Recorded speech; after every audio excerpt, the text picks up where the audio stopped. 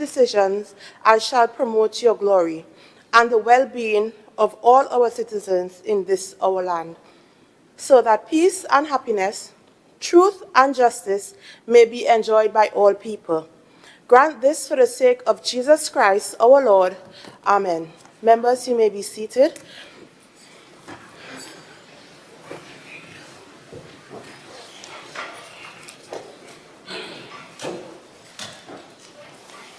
Oath of allegiance of a new member. Announcements by the presiding officer. Honorable members, I have received leave of absence from the Chief Secretary, Assemblyman Farley Augustine, and from Assemblyman Terence Bain. The leave are granted. Before we start, I will ask that all phones be placed on silent. You could take 5 minutes to do so. Okay. I would also ask the gentleman in the gallery to please remove your glasses. Thank you. Clerk.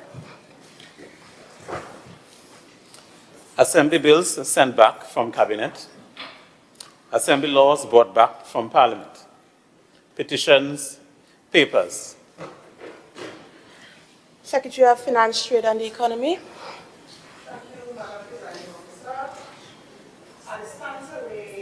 This morning, Tobago House of Assembly monthly budget report as at the end of July 2024. And the Tobago House of Assembly monthly budget report as at the end of August 2024. Thank you. Presentation of reports from 1. The Dispute Resolution Commission, 2. Select committees. Chief Secretary's questions. Questions to secretaries. Questions for oral answer. Question 240, Minority Councillor. Thank you, Madam Presiding Officer. Question number 240 to the Secretary of Tourism, Culture, Antiquities and Transportation, Councillor Tashia Boris. Councillor Boris. Thank you, Madam Presiding Officer. As it relates to the Tobago Carnival to be held in October 2024, can the Secretary indicate the following: A, the total budget for the Carnival; B, the cost of the promotional roadshow implemented at various locations in Trinidad; C, whether or not this roadshow was a success and why; and D, the total cost to procure the branded bus for the roadshow and whether or not the bus was present at all locations. Madam Presiding Officer, excuse me. The allocation this fiscal for the Tobago October Carnival 2024 is $8,980,495.80. With respect to B, the cost of the promotional roadshow, the figure that I have here not only includes Trinidad, but other activations in Grenada and Tobago.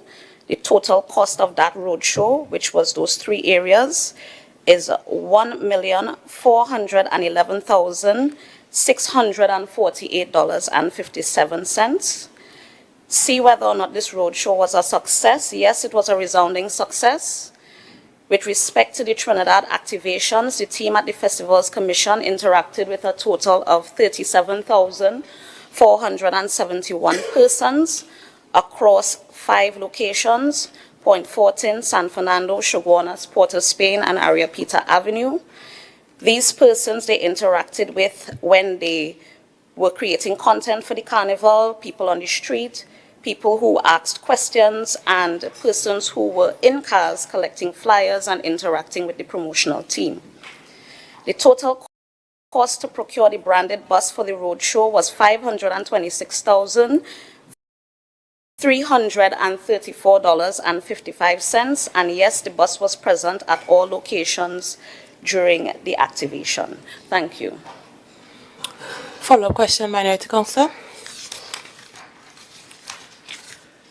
Question 242, Assemblyman Morris.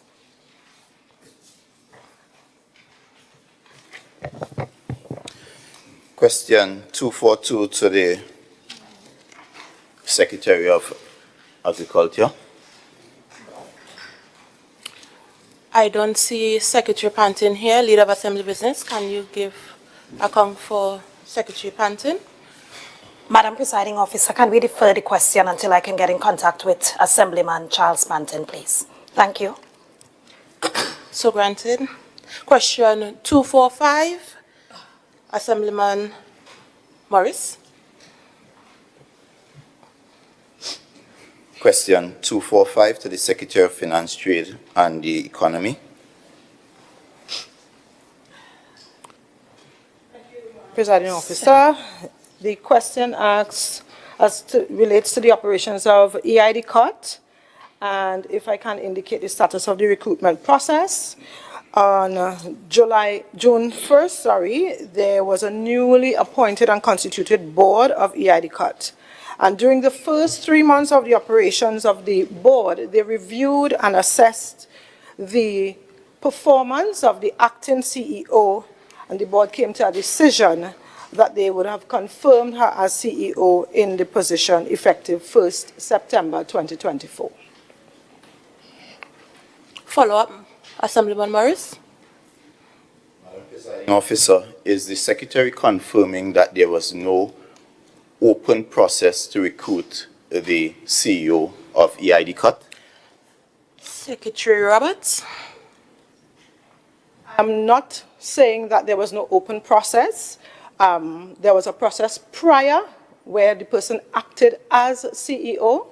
The board reviewed the performance of the person who was acting from 2023, and the board made a decision based on the performance of the CEO to confirm the person in the position.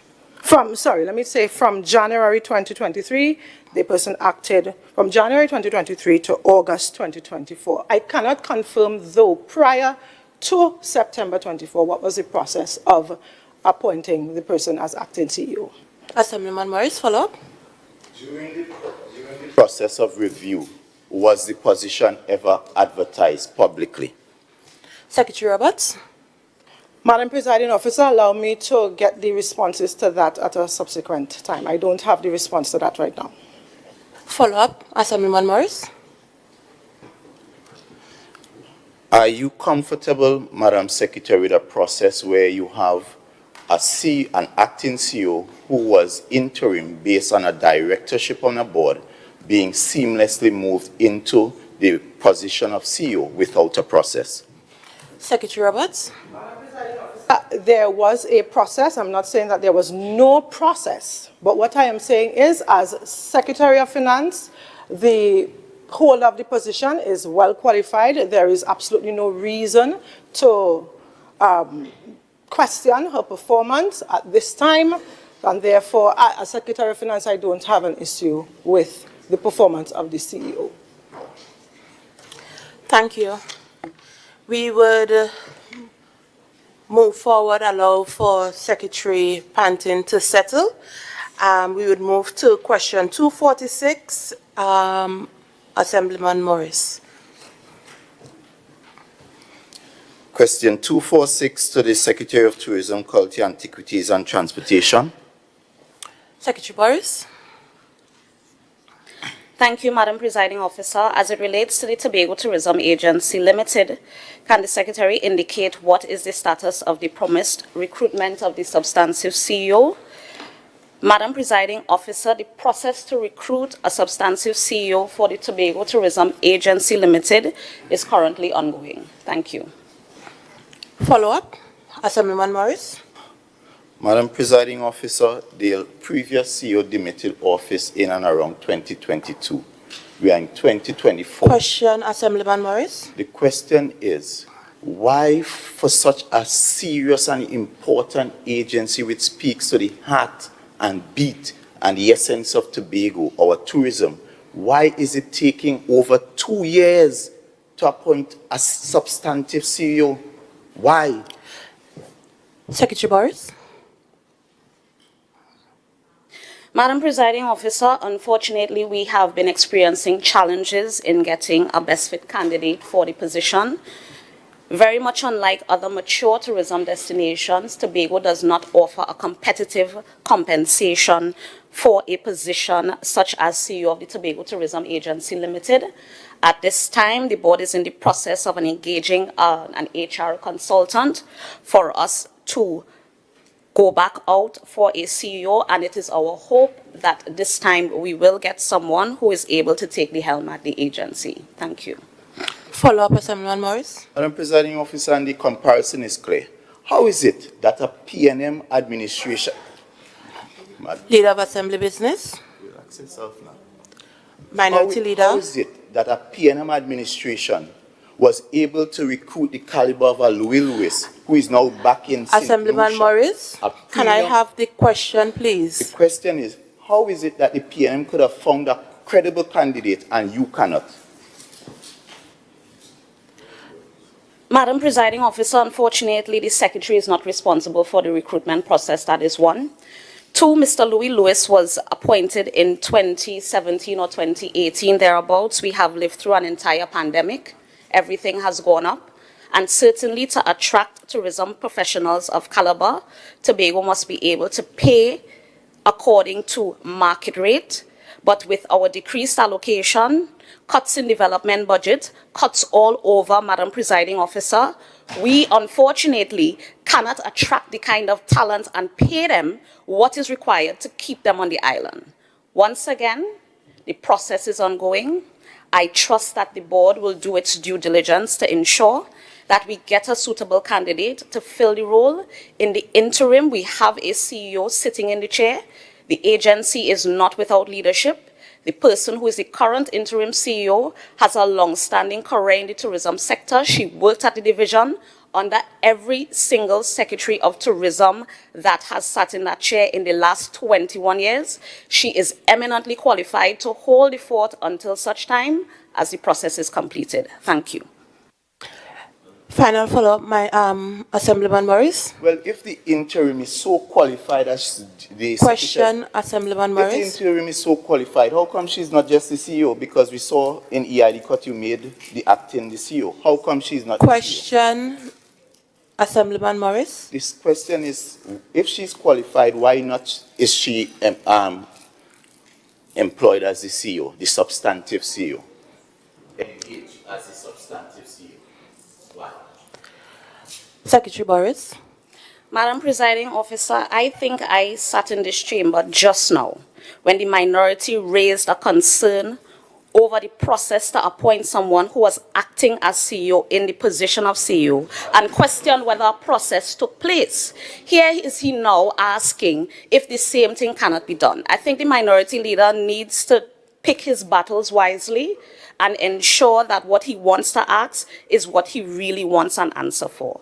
At this time, as I will repeat, the process is ongoing. We will do what we have to do to get a substantive CEO. The agency remains under committed, qualified leadership in the interim until that process is completed. Thank you. Question 247, Assemblyman Morris. Question 247 to the Secretary of Health, Wellness and Social Protection. Secretary B. Israel. Thank you, Madam Presiding Officer. 247. What is the status of the incinerators owned by the TRHA? The TRHA currently owns 2 incinerators. Are they all functioning? No, one was decommissioned in 2023 and one is functional. Have private services been procured to provide the service to date to cost? Yes, private services have been procured, and the date to cost is $8.596 million. Follow-up, Assemblyman Morris. Madam Presiding Officer, can the Secretary tell us why was the one of the incinerators decommissioned and why we are now paying $8.4 million in that service when we could have had the One question, minority. So the question is, why was it decommissioned in preference for paying $8 million, almost $9 million, to a Trinidad contractor? Secretary B. Israel. Thank you, Madam Presiding Officer. The incinerators the incinerator was decommissioned because it was at the end of its life. I'm sure many of us who are in the public would remember smoke emanating from up the fort myriad of times, indicating that it was not working as it should. Several attempts were made at fixing. Several costly attempts were made at fixing, which did not work, Madam Presiding Officer. But to truly answer the question, Madam Presiding Officer, I would ask the members of this House and the viewing public to go back to a moment during COVID, Madam Presiding Officer, when I, as a minority councillor at that time, walked up the fort, Madam Presiding Officer, and discovered that there was a situation where biohazardous materials were not being treated with at that time, Madam Presiding Officer. As a matter of fact, I am the one who took the video. I am the one who posted the video on Facebook. I am the one that forced them to tell us at that time that there was somewhat of a backlog, Madam Presiding Officer, and that they were treating with it. They had also indicated, Madam Presiding Officer, that there was a microwavable incinerator that should be working and so forth. All of that happened, Madam Presiding Officer. To my surprise, Madam Presiding Officer, when I became Secretary with responsibility for health, wellness, and social protection, I got a call, a whistleblower maybe, somebody from the TRHA who said, Madam Secretary, I think you need to make a visit to the old fort where the incinerator is housed. I think you should make a visit. And Madam Presiding Officer, I obliged. I went, I took a look at the facility, recognizing that what was stored at the fort, Madam Presiding Officer, was probably up to 5, possibly 10 years worth of biohazardous material, Madam Presiding Officer. As a matter of fact, when we looked at the rooms, if you know the old fort, the old hospital, Madam Presiding Officer, when we look at the rooms that were the mortuary, if you look at the rooms that were the storage for the dispensary, if you look at the buildings that were above that, Madam Presiding Officer, we actually recognized that there was, in addition to all of those rooms being filled with biohazardous material, Madam Presiding Officer, that there was also a 40-foot container that was also filled with biohazardous material, Madam Presiding Officer. So when we recognized what was happening, and of course, as we indicated, Madam Presiding Officer, that the incinerator was at the end of its life and it could not work, we recognized that something needed to happen, Madam Presiding Officer. So the private contractor, Madam Presiding Officer, is actually doing 2 sets of incinerating. The contractor is incinerating the backlog in addition to current waste. As a matter of fact, we recognize, Madam Presiding Officer, that the rooms that we saw, Madam Presiding Officer, that were filled at that time, Madam Presiding Officer, weren't even all of the rooms. Because we learned after, Madam Presiding Officer, that if you go upstairs, the said building, Madam Presiding Officer, all of those rooms were filled. So we are completing that process. Madam Presiding Officer. Assemblyman Morris, I don't need your support. I think I could handle the chair. Thanks. And your question, I believe, has been answered in its entirety. Follow-up question, Assemblyman Morris.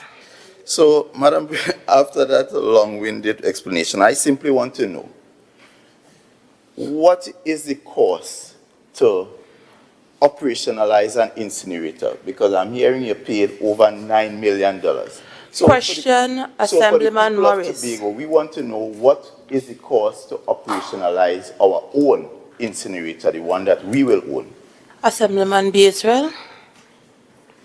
Madam Presiding Officer, I'm not sure that that was one of the questions there, so I cannot give you the cost of what it would cost us to operationalize. However, Madam Presiding... Continue. However, Madam Presiding Officer, I guess this may be a good time to announce that we have actually procured a new incinerator that I understand landed in Trinidad recently that needs to be installed and so forth. So I cannot provide the answer in terms of what it will cost because I do not have that information at this point since it was not one of the questions, I don't think, on the order. Follow-up, Assemblyman Morris.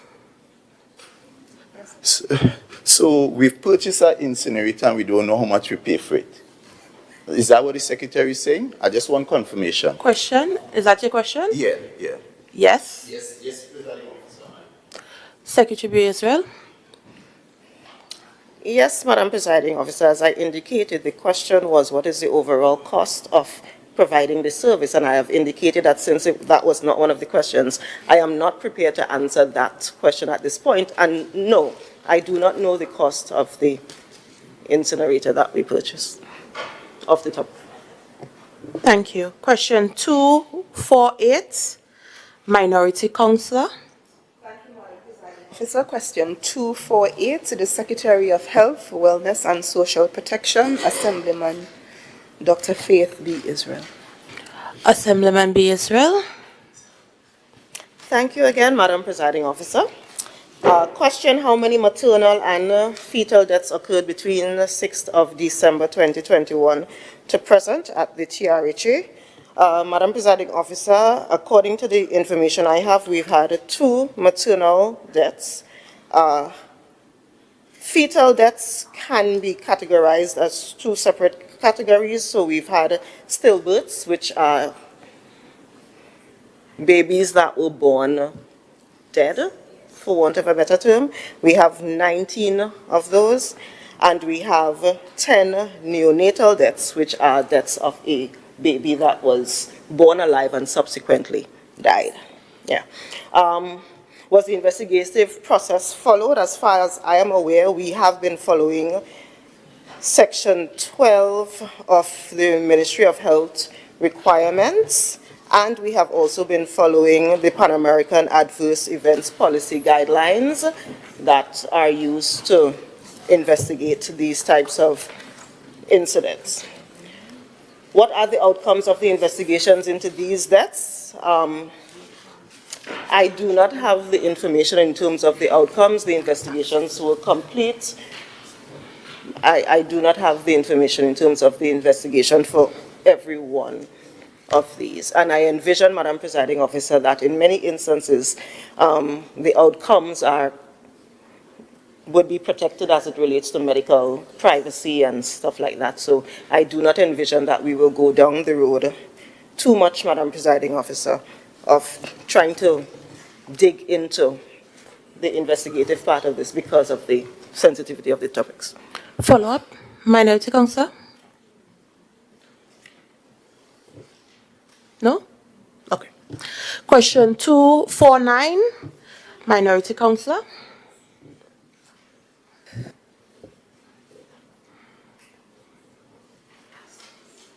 Thank you, Madam Presiding Officer. 249 to the Secretary of Finance, Trade and Economy, Councillor Fetal and Roberts.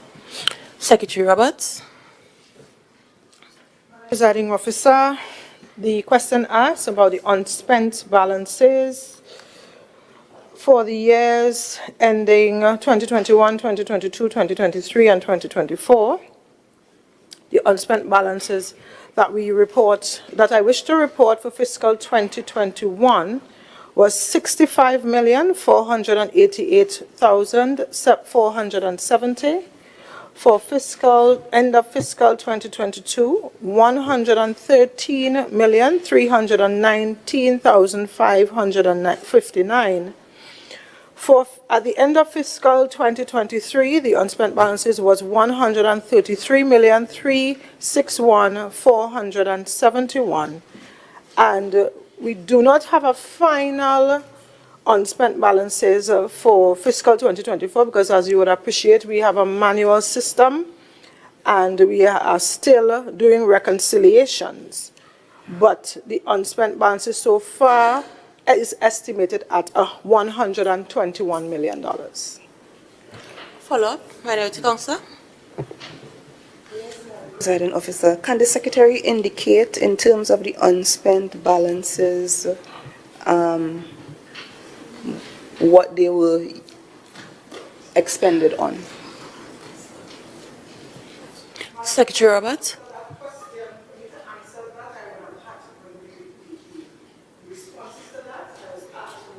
Answers, and I only came with that response. Follow-up, Minority Counsel. Thank you, Madam Presiding Officer. Madam Presiding Officer, what we recognize is that the unspent balances from 2021 to 2023 would have increased over the 3 years. Do you have a question, Minority Counsel? Yes. I am putting it in context, Madam Presiding Officer. We have heard the administration speaking to underfunding and lack of resources coming from the central government. If that is the case, Madam Presiding Officer, why do we see an increase in unspent balances between 2021 to 2022 and 2022 to 2023? Secretary Roberts. Thank you, Madam Presiding Officer. And whilst you're hearing from the other side about management of the resources, this administration had to take a deliberate step to withhold funds or not release funds so that the unspent balances will look like this in order to supplement and fund CPEP and URP, because we would have inherited a bill of CPEP and URP over the years, and this really includes the wages of these workers. So it has increased, and that is deliberately so, because we have to fund these projects, and we have not received any increases for these programs since we have come into office. Even with public sector workers getting an increase of $2, we have not seen an increase in CPEP and URP from central government. So we have to now manage how we take care of each fiscal going forward. So right now, this Assembly, in its prioritization process, we have to also look at fiscal 2026 and how we're going to fund these programs. And that is why you're seeing an increase in unspent balances. Also, Madam Presiding Officer, I'd like to say that the current process of the Assembly being so manual, it's a bit difficult to spend each and every cent at the end of the year, and this is part of the problem in terms of why we have unspent balances. Follow-up, Minority Counsel. Thank you, Madam Presiding Officer. Madam Presiding Officer, the Secretary in the previous follow-up, said that she could not indicate what the unspent balance was used for. And now the Secretary is saying they had to pay CPEP and URP workers. Which is it? Is it that they... I'm sure there's a question inside there somewhere. Yes, Madam Presiding Officer. I'm wondering whether or not the Secretary knows or she does not know. Can you repeat your question, please? Madam Presiding Officer, in the previous follow-up, the Secretary indicated that she was not prepared or she does not know what the unspent balances were utilized for. In asking the question why it increased, the Secretary now says that it increased because they are prioritizing the payment of URP and CPEP. Which is it, Madam President? Is the Secretary unaware or is there a prioritization? Secretary Roberts. Thank you, Madam Presiding Officer. The councillor, minority councillor, asked what it was spent on. It wasn't only spent on URP and CPEP. You want me to go back to 21, 22, 23. If you want me to answer a question in totality, I'll have to bring all the data. CPEP and URP only forms part of the funding of the unspent balances. And if you want me to respond, I have to respond completely. If I say CPEP and URP, it is not only funding CPEP and URP. It funded CPEP and URP, yes, but that was not all that was funded, and if that is the question, Madam Presiding Officer, can you allow me to answer at a subsequent time in totality of what 2021, 2022, 2023 unspent balances was used to fund? I would allow you to submit your detailed response in writing to the minority. Certainly, Madam Presiding Officer. Leader's office through the office of the clerk. Question 250, Minority Councillor. Question 250 to the Secretary of Health. Wellness and Social Protection, Assemblyman Dr. Faith B. Israel. Assemblyman B. Israel. Thank you again, Madam Presiding Officer. The status of the procurement of the new ambulances that were estimated to be delivered in September 2024. 4 ambulances, Madam Presiding Officer, have arrived in Trinidad, 3 in July and 1 in September 2024. They are currently being cleared and configured for use. They are being cleared, configured for use, and currently awaiting approval from the Ministry of Health, consistent with the Emergency Ambulance Services and Emergency Medical Personnel Act 8 of 2009. It is estimated that the 4 ambulances will be operational in November, because that process seems to be moving along as swiftly as it can. 8 additional ambulances have also been ordered and are being manufactured in the country of origin, and they are estimated to come in soon. What is the total cost incurred for the ambulances that we are leasing? Total cost thus far is $4.347 million. Follow up, Minority Councillor. We would revert to question 240. No, apologies. 242. Assemblyman Morris. Thank you, Madam Presiding Officer. Question 242 to the Secretary of Food Production.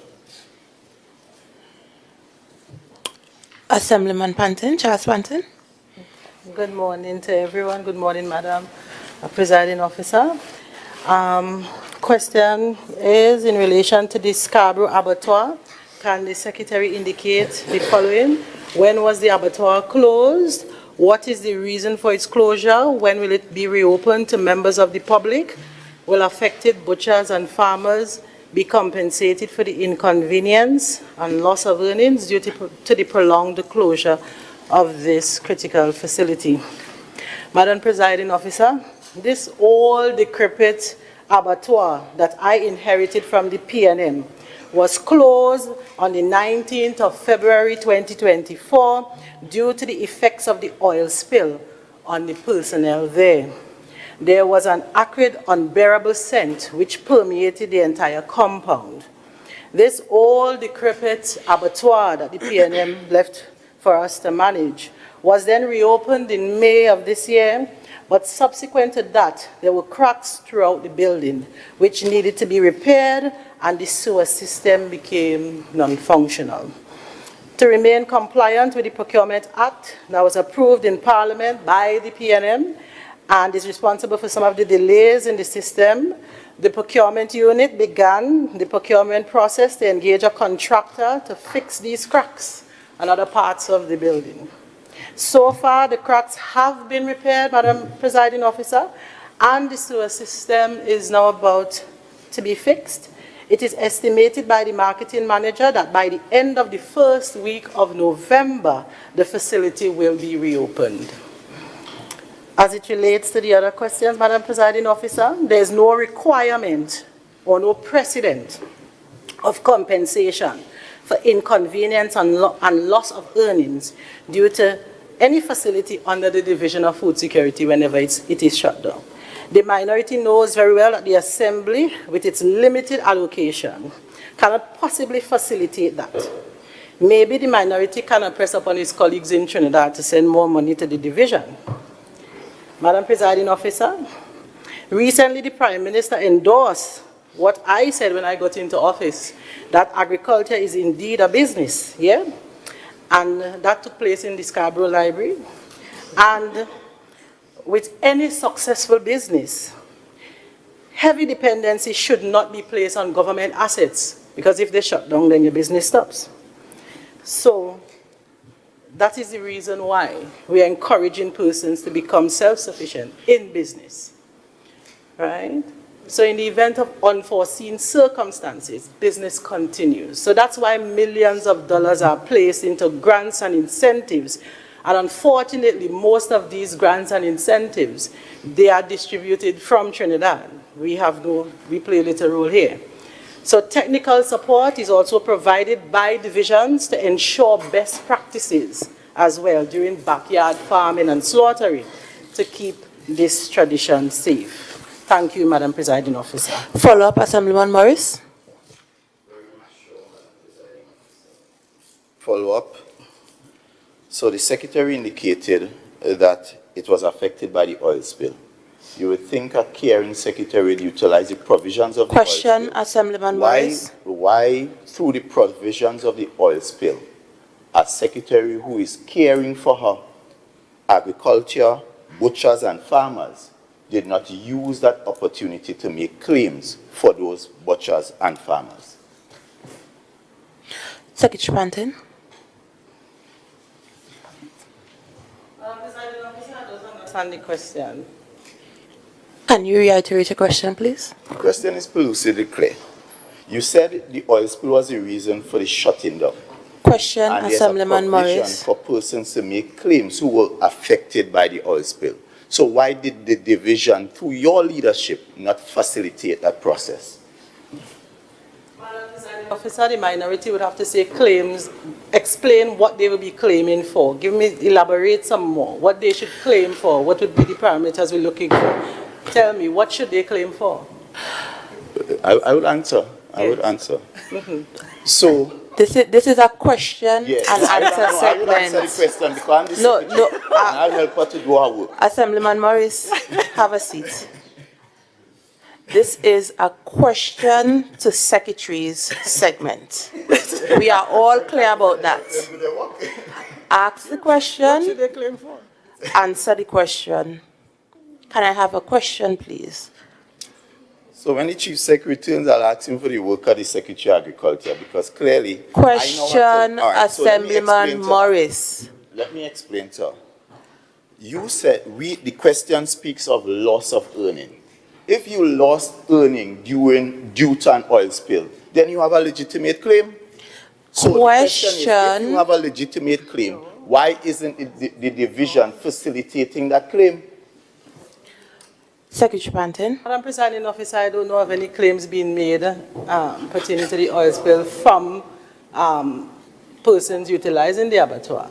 As a matter of fact, no claims were lodged on my desk. So unless they came to the minority to lodge a complaint, and that's something different. He didn't communicate that complaint.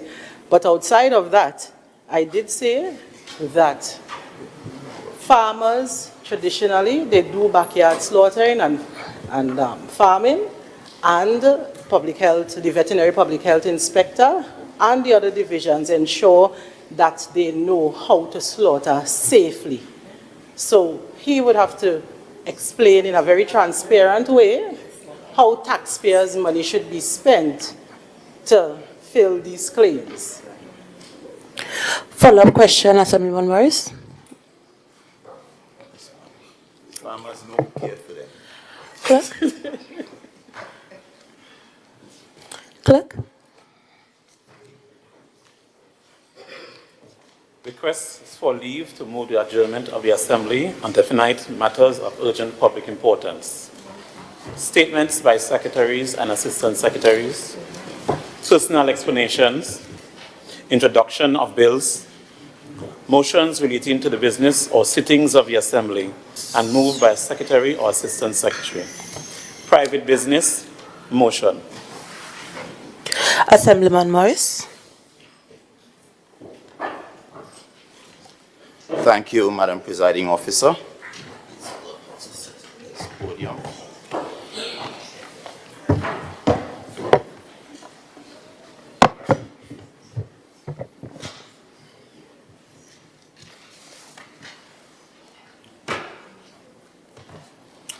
Madam Presiding Officer, as I begin, I would like to beg your approval understanding in order for the 2.6 for me to read the majority of the contents of my speech. Madam Presiding Officer, contrary to those on the other side. So granted. Thank you so much. Contrary to those on the other side, after having 20 opportunities to speak to the people of Tobago on this most important topic of autonomy. They have failed in their mandate to treat with the autonomy issue in this House. And therefore, it takes a responsible minority with a passion for Tobago for us to once and for all treat with this matter inside of this House where it should be treated. So after 3 years, not 1 ounce of action. You have the Chief Secretary disrespecting the House, sending all kinds of things down to Parliament. Who approved that? Yet, not 1 inkling of word in this House on the matter of autonomy. And that reminds me, Madam Presiding Officer, today we stand at a crossroads, a moment that mirrors the journeys many of us take in life. I'm reminded of a story of 2 travelers, both embarked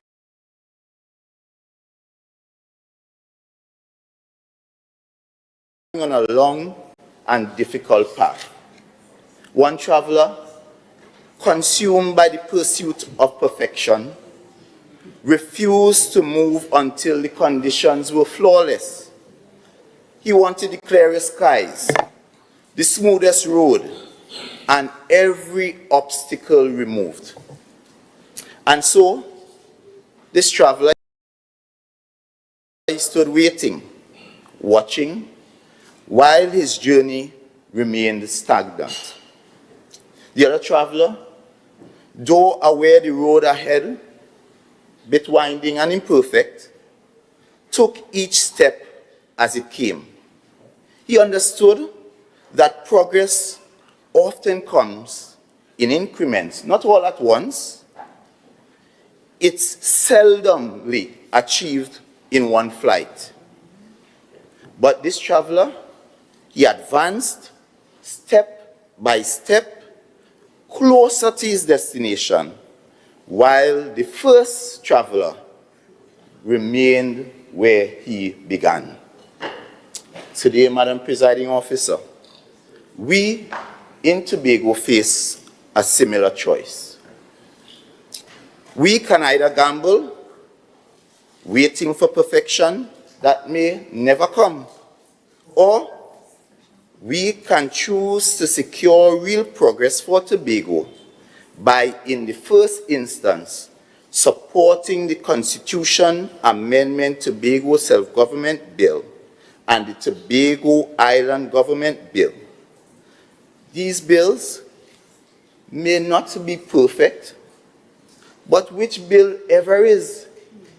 And I recall in the presence, Madam Presiding Officer, of both the Leader of Assembly Business and your good self, the former clerk of the Parliament said to us, based on her years of experience, is that this Tobago Amendment Constitutional Bill and this Tobago Island Government Bill are but 2 of the best pieces of legislation she has ever worked on in her entire parliamentary career.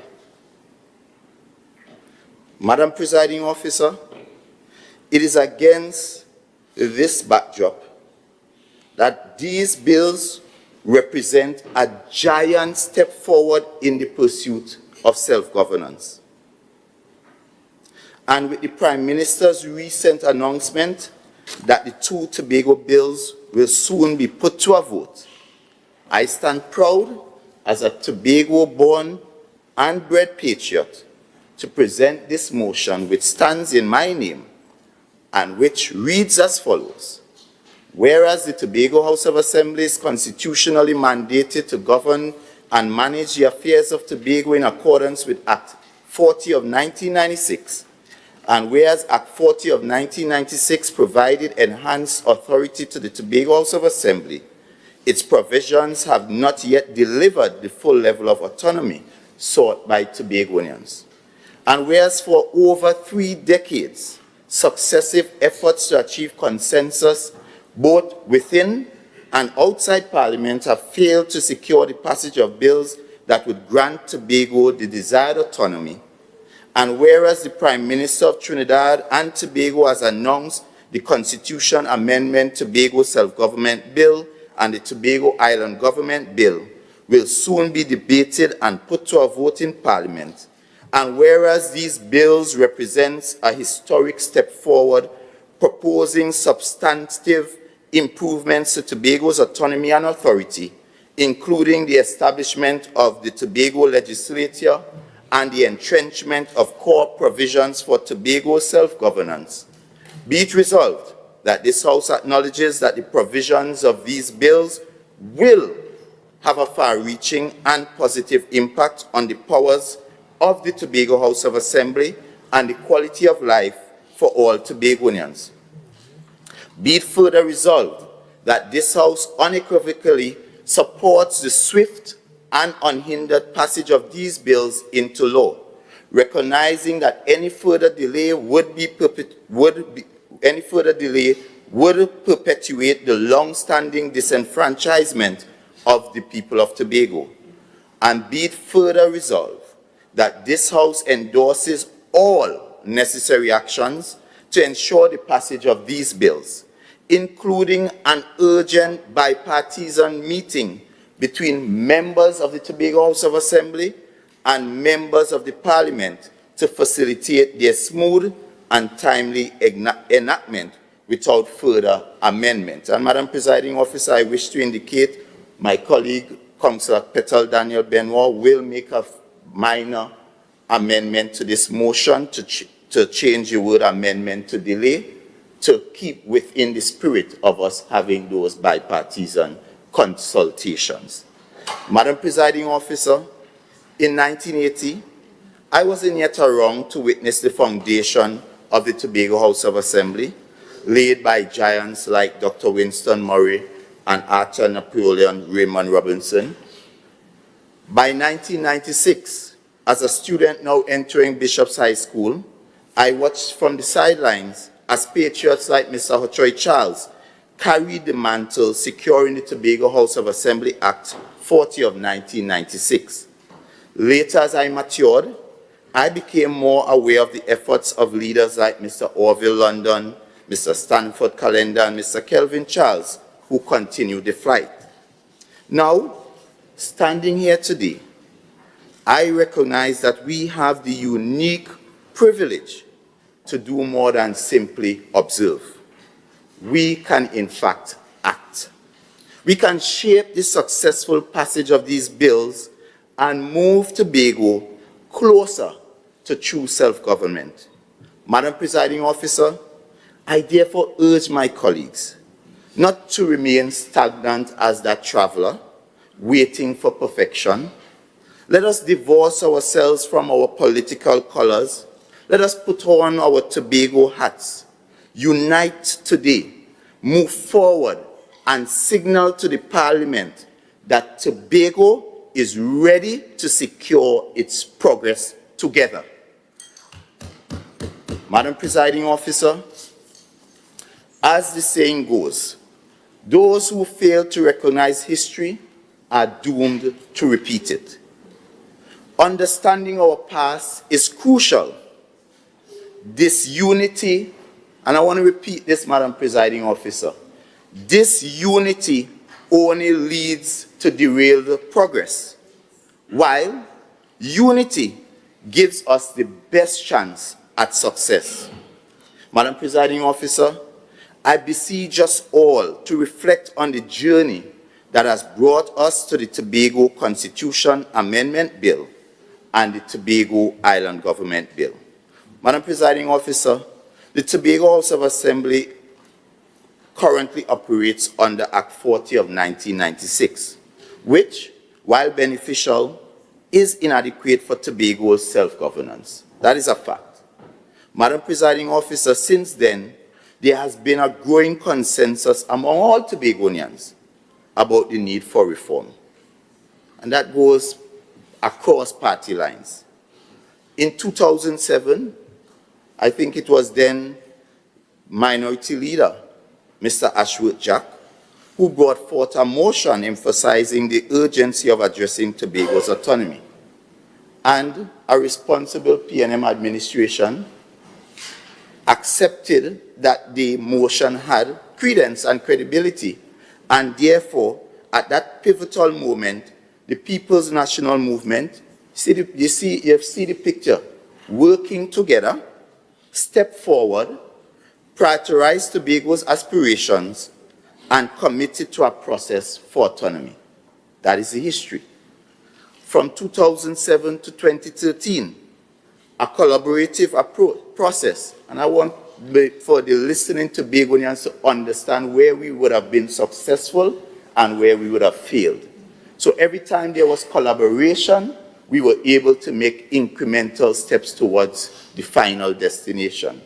And every time there's disunity and division, we make steps back, we reverse, or remain stagnant. So this collaborative process emerged where major political parties and Tobagonians worked together to draft, and I think at that time was the John Prince Committee bills in the furtherance of self-government for Tobago, highlighting the importance of unity in voicing our needs.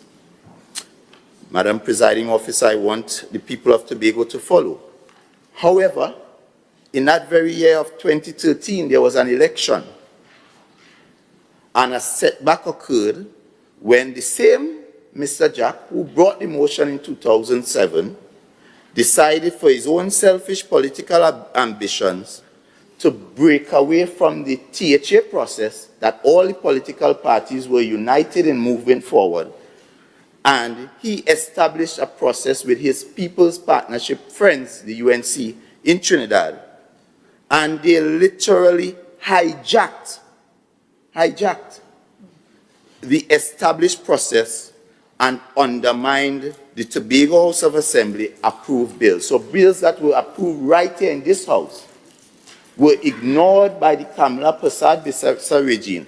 And that's why I cringe, Madam Presiding Officer, at these younglings and those who weren't following the politics that is somehow promoting this Kamala bill like if it was some kind of savior to Tobago, when it was the height of disrespect. Because here it was that the Tobago House of Assembly initiated a process among Tobagonians right here in Tobago, and they abandoned, ignored that process, and attempted just weeks before an election to shove a process down the throats of Tobagonians. That is what is shoving. And then you try to put forward this thing that they were giving 8%. And again, I said they weren't following the politics of Tobago. Because if they read that bill, they would recognize that that 8% was the cap. But they didn't tell you what was the floor. So that was the ceiling. But it was 6.9%. So what they did was lock you into, again, a threshold. And if you are making progress, you had a threshold of 4.03% and 6.9%, and the history has showed over time, notwithstanding no matter who is in power at the central government, you get closer to the floor, your lowest threshold. And therefore, for you to tout that we were going to get 8% from Kamala is quite foolish when the floor is 6.9. So it means if you're following the history and the trend, if we were to approve that bill, you would get almost close to 6.9%. And here we are. These bills guarantees Tobago that very 6.8%, but that is...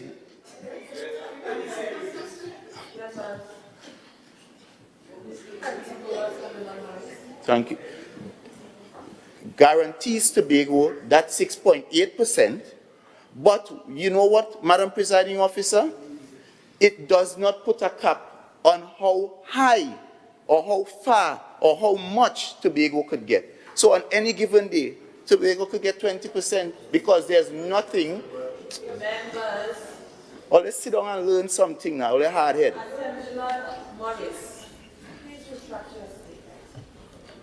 Madam Presiding Officer, I would retract and simply say you all are behaving like children.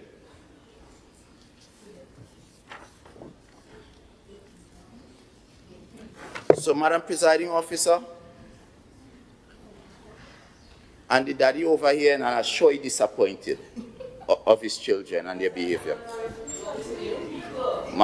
Madam Presiding Officer, notwithstanding the setback, Tobagonians expressed a strong desire for autonomy, promoting renewed commitment from the PNM and well-meaning Tobagonians.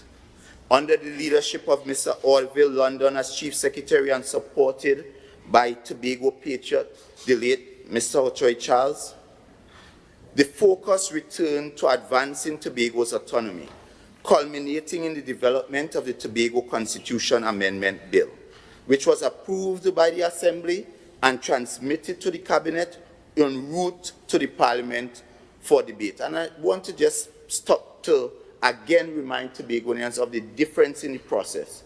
So you had the Kamala situation where she ignored the bills that were sent from the Tobago House of Assembly, but you have the PNM process where these bills that were sent from Tobago received the respect that it deserved. It was accepted untouched, no amendments, no trouble, and laid in the Parliament. And it's being laid in the Parliament, it was put to a joint select committee of the Parliament. And Madam Presiding Officer, for our listeners, I want to elucidate on what the joint select committee of the Parliament is. Because, you know, there's a talk going around that this is the PNM bill, and the PNM take away this, and the PNM didn't leave this in, and the joint select committee of Parliament includes members from all cross-section of the Parliament, including members from the government, members from the opposition, and members from the independent bench. And of course, in this instance, we had, as part of this committee, representing the independent senators, one of Tobago's most distinguished persons in the person of Dr. Maria Dillon Remy, who was part of all these discussions that birthed these two pieces of legislation. And I don't think we can get a more independent-minded Tobagonian than Dr. Maria Dillon Remy. So if we are saying the bills aren't good, and it's the PNM, then we are also in the same breath saying that Dr. Remy does not have a heart for Tobago.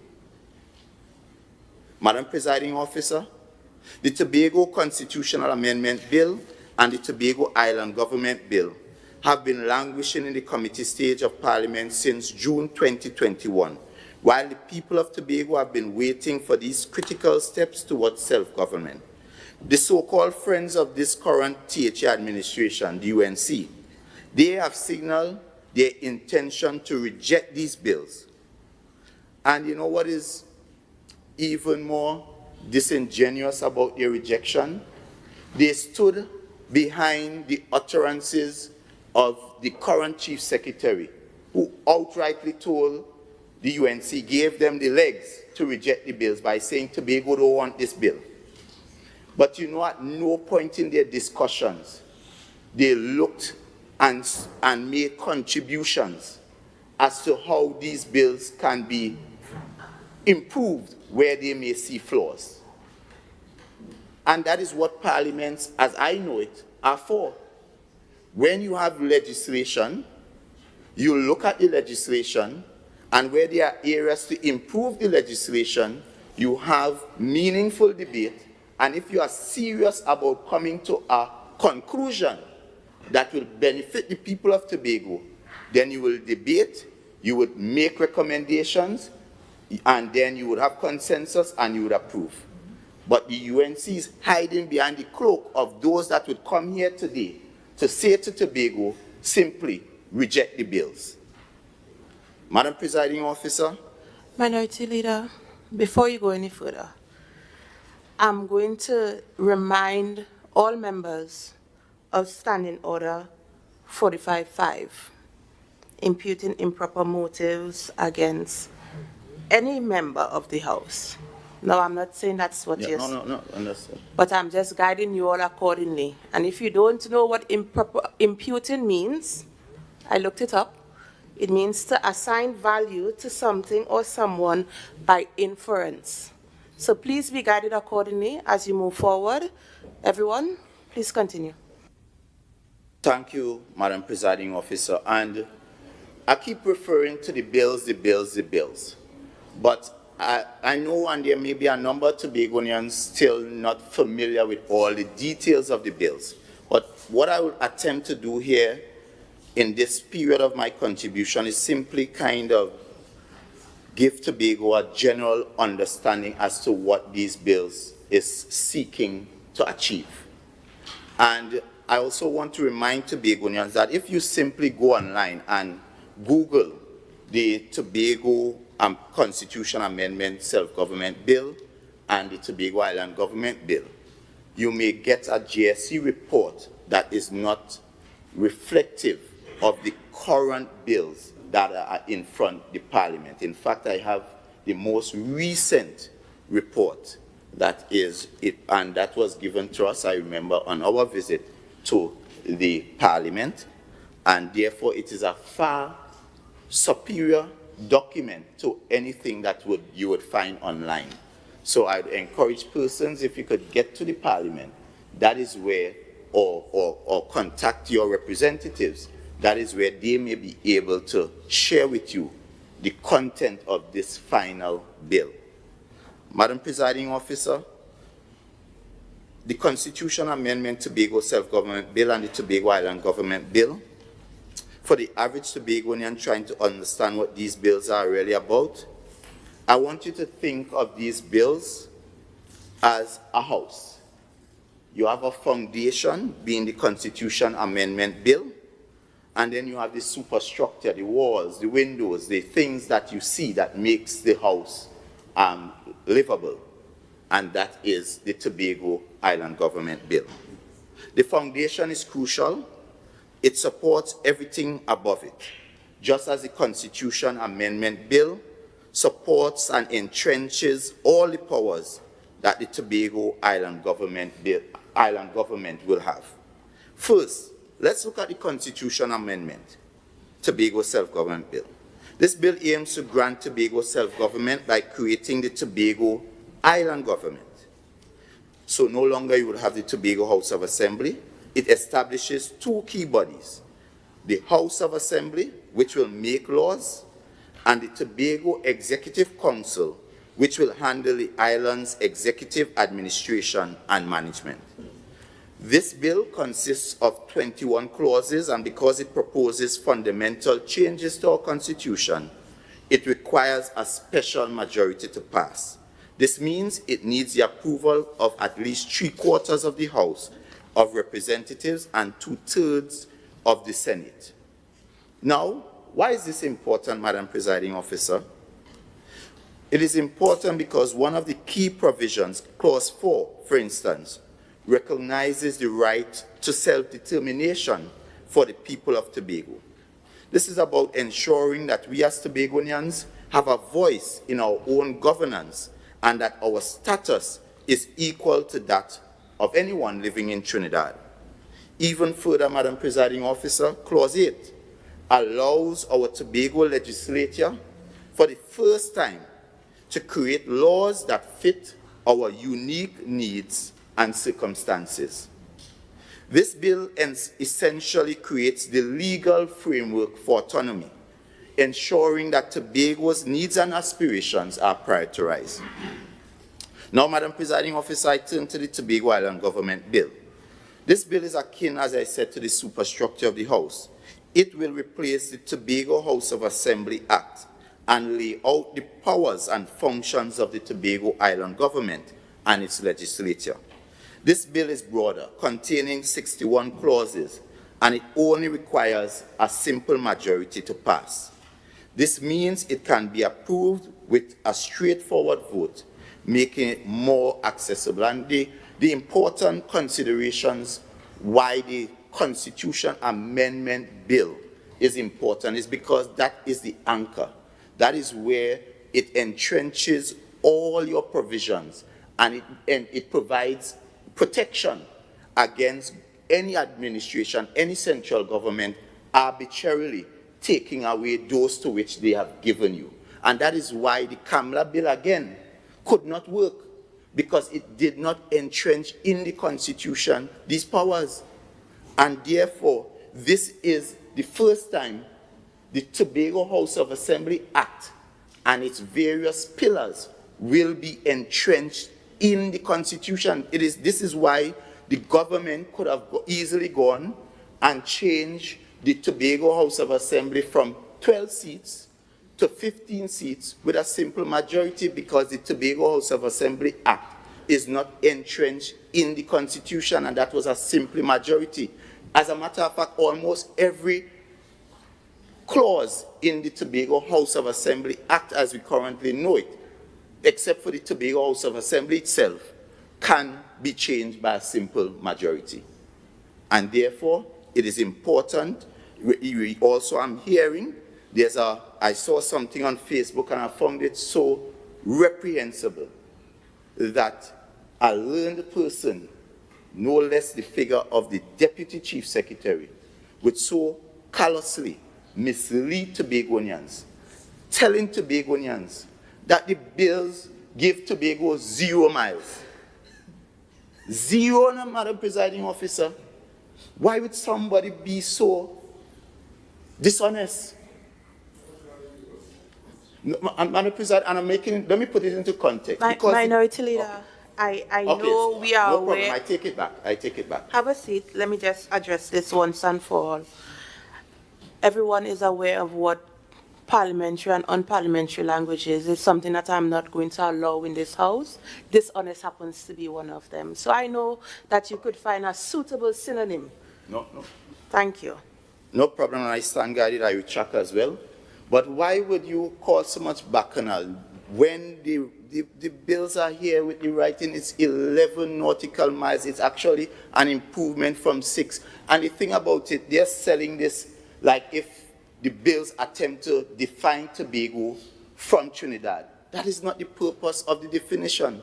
The definition is simply for administrative purposes. It is where the powers of the Assembly actually has the lawful remit. Because the laws of the international advice is clear.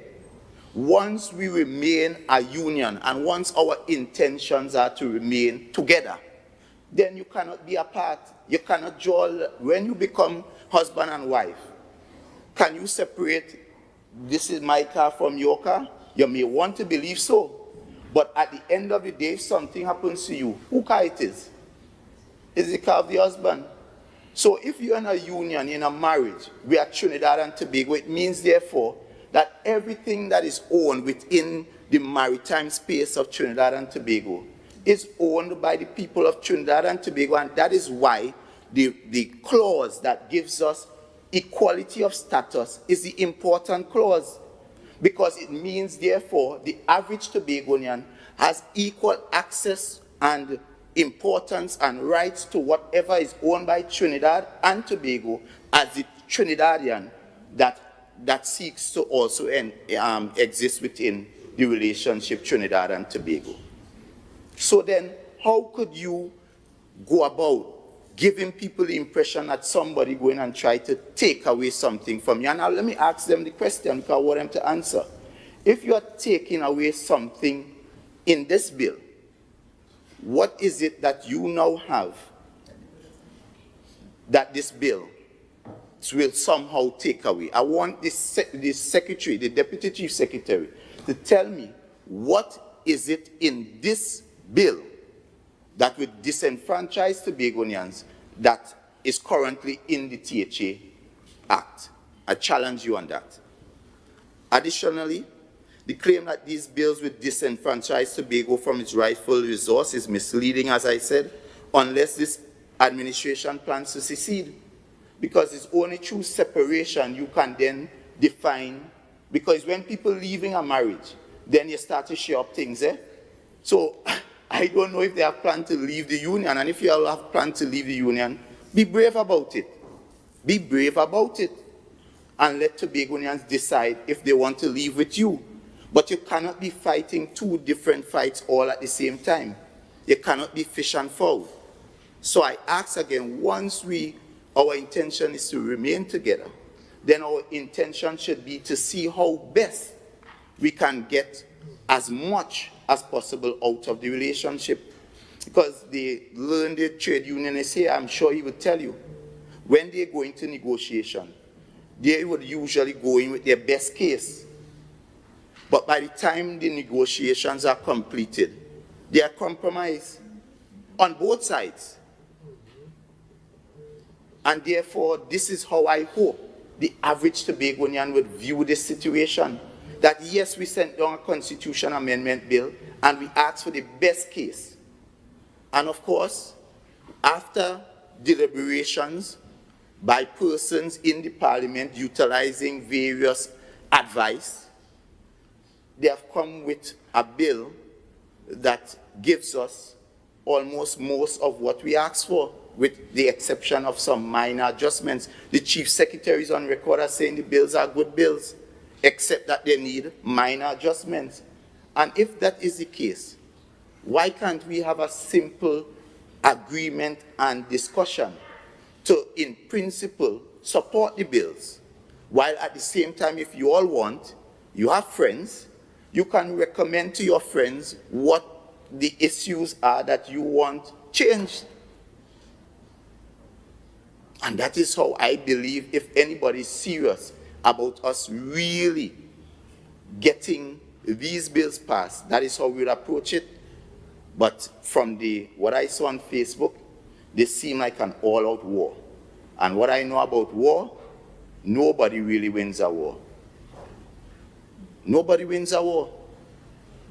Madam Presiding Officer, let me just simply, for the average Tobagonian, explain to them some of the tangible benefits of these bills. Far too long, the refrain has been that Tobago doesn't get enough money. We hear it every day, every day, every day. The Secretary of Finance just come and she's singing the refrain better than Super Blue. Madam Presiding Officer, that ends here. These bills guarantee Tobago a minimum of 6.8% of national revenue, almost $4 billion. And the point is, we just had a budget exercise where the ask was 5.8%, or less than about 3.1 or 3.2 billion dollars. And this bill guarantees you don't have to beg, you don't have to fight, you don't have to cost nobody. And it is entrenched. You are guaranteed a minimum of 6.8%, or at least $4 billion. But what does that mean? Because that is just figures. What does $4 billion mean, Madam Presiding Officer, for the average Tobagonian? This means that the excuses stop now. The THA can no longer say that they don't have enough money to pave your roads. They can no longer say they don't have enough money, my good friend over there, to build affordable homes. Because I've been watching him work for the last 3 years and he ain't working at all because the people ain't getting no house. Madam Presiding Officer, Madam Presiding Officer, Madam Presiding Officer, or deliver the services you, the people of Tobago, rely on. When you go to Division of Health, they can't tell you there's no money to provide grants for burial assistance and grants for food card, grants for your rent. They can't tell you that anymore because they will be well-resourced. With these bills, there will be enough funding to meet your basic needs. Assemblyman Morris, you have 5 minutes. No problem. Create jobs and fund meaningful development. The cry of not enough money will be a thing of the past.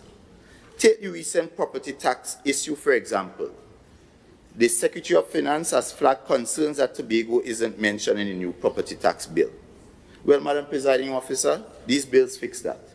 because under the new responsibilities of the Tobago House of Assembly, Tobago will collect its own property taxes. So that solves that issue at its core. Madam Presiding Officer, let's look at development. We heard about grand plans for redeveloping Scarborough, but where's the money coming from? With the Fiscal Review Commission in place, large-scale projects can finally get the funding they deserve, because these bills give us access to funding beyond the regular development allocation, making real development projects a reality. Because in addition to the Fiscal Review Commission, you can borrow without the Minister of Finance reasonably withholding that approval. And you also have the ability to now invest, so you can be futuristic in your planning and development for Tobago. And when it comes to lawmaking, these bills grant us the ability to create laws specific to Tobago's needs. No more waiting on Parliament to pass bylaws for issues like marine parks or tourism regulations. We will have the power to create laws that directly benefit our island right here in Tobago and have them signed off by the President. So we no longer have to go through Cabinet, go through Parliament, then go to the President. We have direct access. It's like how the Son has direct access to the Father. We would have direct access to the President. Madam Presiding Officer, these provisions translate into real everyday benefits for everyone, from the business owners to the farmers, from the young graduates to the elderly. This is Tobago finally getting what it needs to thrive. Madam Presiding Officer, let me make this clear. If this administration continues to reject these bills, they are in fact rejecting every one of you. They are turning their backs on the future of Tobago and blocking the very funding, the powers and opportunities that will transform our island. If they truly care about Tobago's best interests, they would support these bills. But if they choose to stand in the way, let it be known, they are abandoning the people of Tobago. They are choosing party over progress. Madam Presiding Officer, the future of Tobago is right in front of us. These bills are key to unlocking that future. Let's not allow anyone to gamble with that. Madam Presiding Officer, the question is, would we support to allow Tobago to win, or would we reject so that Tobago will lose? Madam Presiding Officer, we are faced with this critical choice, a choice that will determine our future.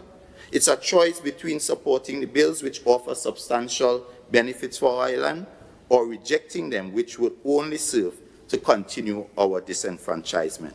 So I ask you, would you prefer, and I want to speak to the people of Tobago, because it's a critical comparison between what we currently have that exists and what is proposed for us to get. Would you prefer to continue with a minimum allocation of 4.03% and 4.4%, which approximates to about 2.3 billion, which can be arbitrarily changed by the central government? Or would you prefer a guaranteed budgetary allocation of 6.8% or $4 billion that no central government can alter arbitrarily? Would you prefer to operate under the current THA Act, which is not entrenched in the Constitution? Or would you rather have a properly amended Constitution that guarantees the Tobago Island Government Bill and all its provisions are entrenched? Would you prefer a THA with no lawmaking powers as currently exists? Or would you prefer a THA with lawmaking powers that is firmly entrenched in the Constitution, allowing us to create laws that govern our business? Would you prefer a THA with no Fiscal Review Commission and limited options for additional funding? Or a THA with a Fiscal Review Commission that increases our borrowing capabilities and investment potential? Would you prefer a THA with limited control over public services? Or would you prefer a THA with full control over its public services? Assemblyman Morris, your time has expired.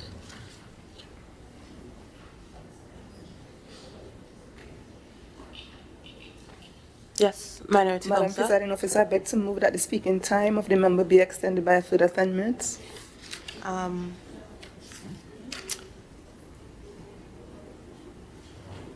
According to the standing orders, the mover of the motion isn't provided additional speaking time unless it's from the assembly whole.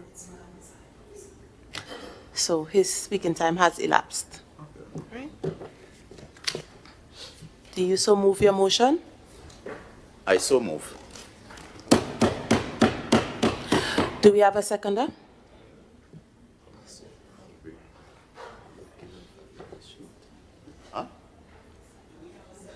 Do we have a seconder? Yes, Madam. Yes, Madam Presiding Officer, I beg to second the motion moved by the minority leader and reserve my time to speak at a later time. Honorable members, the question proposed is, whereas the Tobago House of Assembly, THA, is constitutionally mandated to govern and manage the affairs of Tobago in accordance with Act 40 of 1996. And whereas Act 40 of 1996 provided enhanced authority to the Tobago House of Assembly, its provisions have not yet delivered the full level of autonomy sought by Tobagonians. And whereas for over 3 decades, successive efforts to achieve consensus both within and outside Parliament have failed to secure the passage of bills that would grant Tobago the desired autonomy. And whereas the Prime Minister of Trinidad and Tobago has announced that the Constitution Amendment Tobago Self-Government Bill and the Tobago Island Government Bill will soon be debated and put to vote in Parliament. And whereas these bills represent a historic step forward, proposing substantive improvement to Tobago's autonomy and authority, including the establishment of the Tobago legislature and the entrenchment of core provisions of Tobago's self-governance. Be it resolved that this House acknowledges that the provisions of these bills will have far-reaching and positive impacts on powers of the Tobago House of Assembly, and the quality of life for all Tobagonians. Be it further resolved that this House unequivocally supports the swift and unhindered passage of these bills into law, recognizing that any further delay would perpetuate the long-standing disenfranchisement of the people of Tobago. And be it further resolved that this House endorses all necessary actions to ensure the passage of these bills, including an urgent bipartisan meeting between members of the THA and Parliament to facilitate their smooth and timely enactment without further amendment.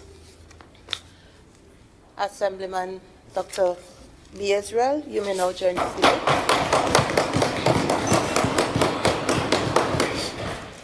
Thank you, Madam Presiding Officer.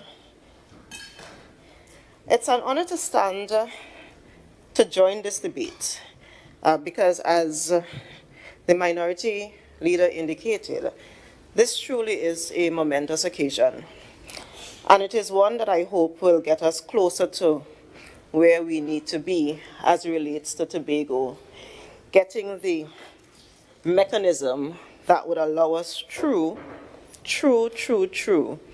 self-determination.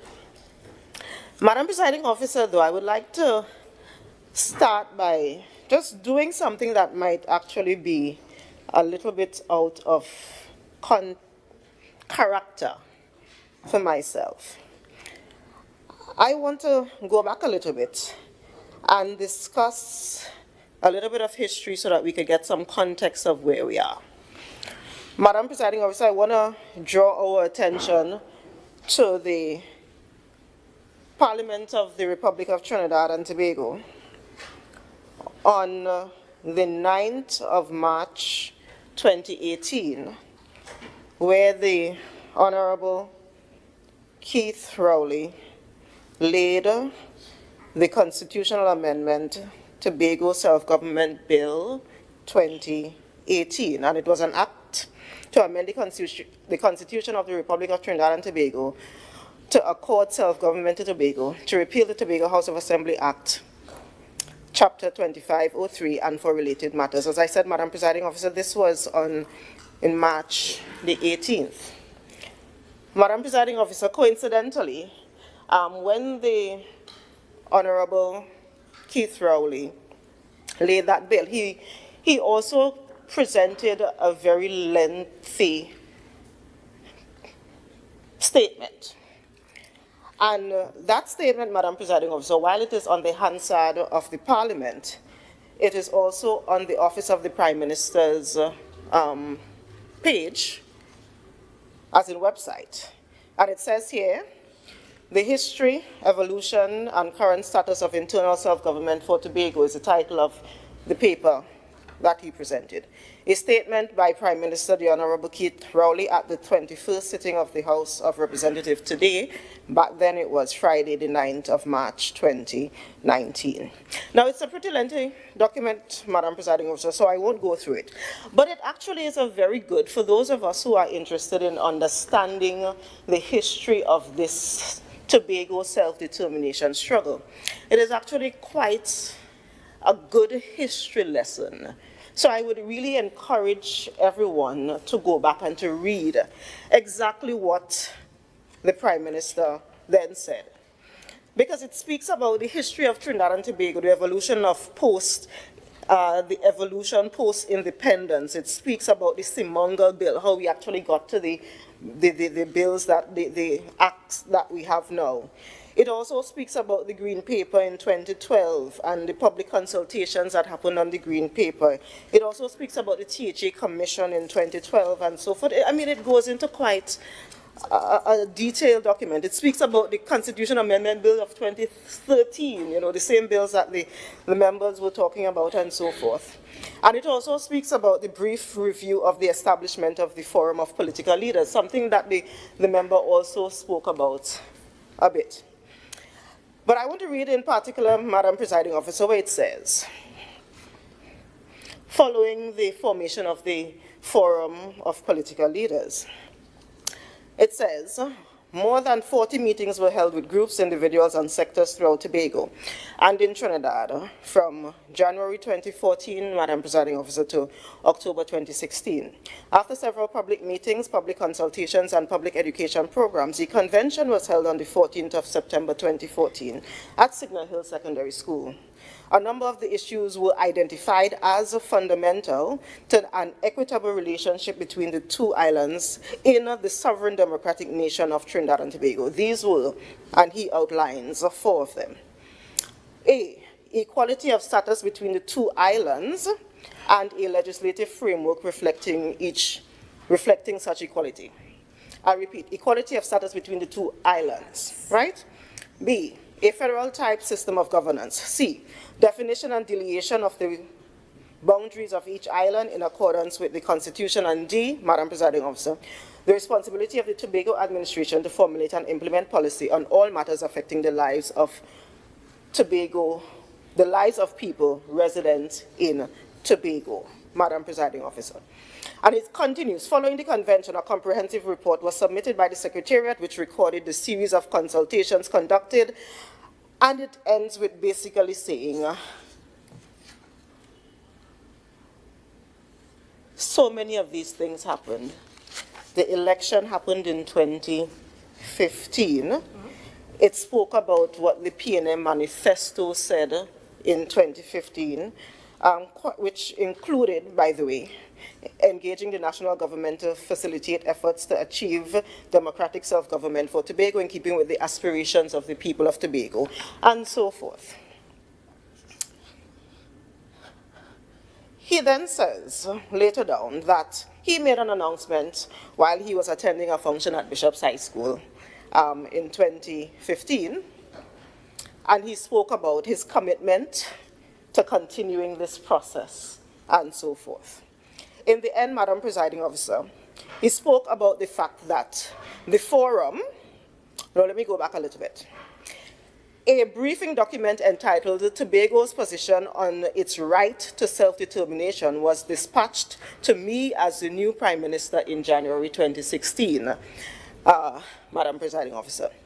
The services of several individuals, including Mr. Gilbert Peterson, Ingrid Melville, and a couple others were part of it, and they held a convention that happened in Lambo in 2016. The forum proceeded to draft legislation to accomplish the deliverables outlined in the resolution in the September convention. They included having 27 meetings among members of the forum and included, in essence, plenty talking happened in Tobago to get us to this point. It says, these discussions resulted in the creation of 2 draft constitutional amendment bills. In essence, there was a Bill A and a Bill B. And then it says, after such extensive consultations and the achievement of consensus, the Chief Secretary of the Tobago House of Assembly, the Honorable Orville London, piloted a bill entitled, An Act to Amend the Constitution of the Republic of Trinidad and Tobago to accord self-governance to Tobago and for matters incidental to, at the 48th sitting of the Tobago House of Assembly in the 2013-2017 session, which was held on the 27th of October, 2017. The bill was unanimously passed in the House, and the then Chief Secretary, Mr. Orville London, in essence, sent the bill to Trinidad. These are the words of the Prime Minister, in essence, as he was laying. The final part of what he says is current status. The Constitution Amendment Tobago Self-Government Bill was developed after a very long and transparent process of research, extensive public consultations, and a genuine desire to advance and improve the process of granting further autonomy to the island of Tobago within the context of the sovereign democratic state of Trinidad and Tobago. The bill was submitted to Cabinet and is hereby presented to the Parliament of the Republic of Trinidad and Tobago, this Honourable House, as the aspiration of the people of Tobago. This is what the Honorable Keith Christopher Rowley said at that time.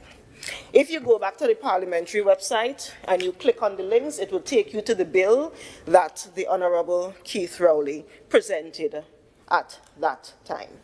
And I just want to highlight a couple of the areas of importance of that bill, Madam Presiding Officer. Section 5 said the Constitution is amended for inserting after Section 1 the following section. 1A, there shall be equality of status between the island of Trinidad and the island of Tobago within the sovereign democratic state. And I'm stressing the word island because we are talking about equality of status between the island, Trinidad and Tobago. Madam Presiding Officer. Again, let me very quickly go through another piece that was critical. Again, if you go to the link, this is I literally downloaded it yesterday, Madam Presiding Officer.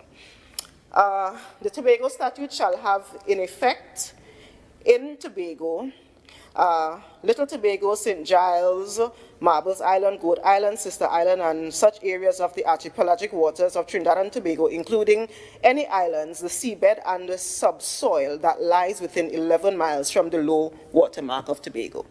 So that document spoke about 11 miles from the low water mark of Tobago. So in essence, everything that is the island and 11 nautical miles going out. It also spoke about, coincidentally, Madam Presiding Officer, having 15 assemblymen, which may have been where that came from when we made that change, 2021, to break the deadlock, and the councillors. It also included, Madam Presiding Officer, this is important because the minority leader, spoke about the importance of the Fiscal Review Commission.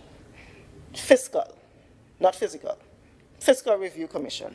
And it would have included the chairman of the Fiscal Review Commission, who shall be appointed by the President in his discretion after consultation with the Chief Sec and the Prime Minister. The Fiscal Review Commission would have also included 2 members appointed by the Tobago Executive Council and 2 members appointed by the Cabinet. So if you read that carefully, that's 5 members. 1 who is the chair, and 2 from Cabinet, 2 from Tobago, right? So that was a 5-member committee known as the Fiscal Review Commission. So, this is a document. This is the bill that when you click on the Hansard on the office of on the parliamentary website, Madam Presiding Officer, this is the document that is there. We, of course, did not hear anything about this for quite some time after.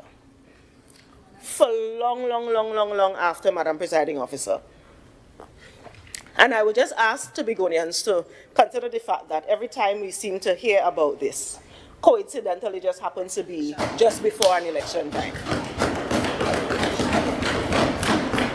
But that's okay, Madam Presiding Officer, because as I said at the beginning, I'm actually excited by the fact that we are here now doing this because it means we are going a step further.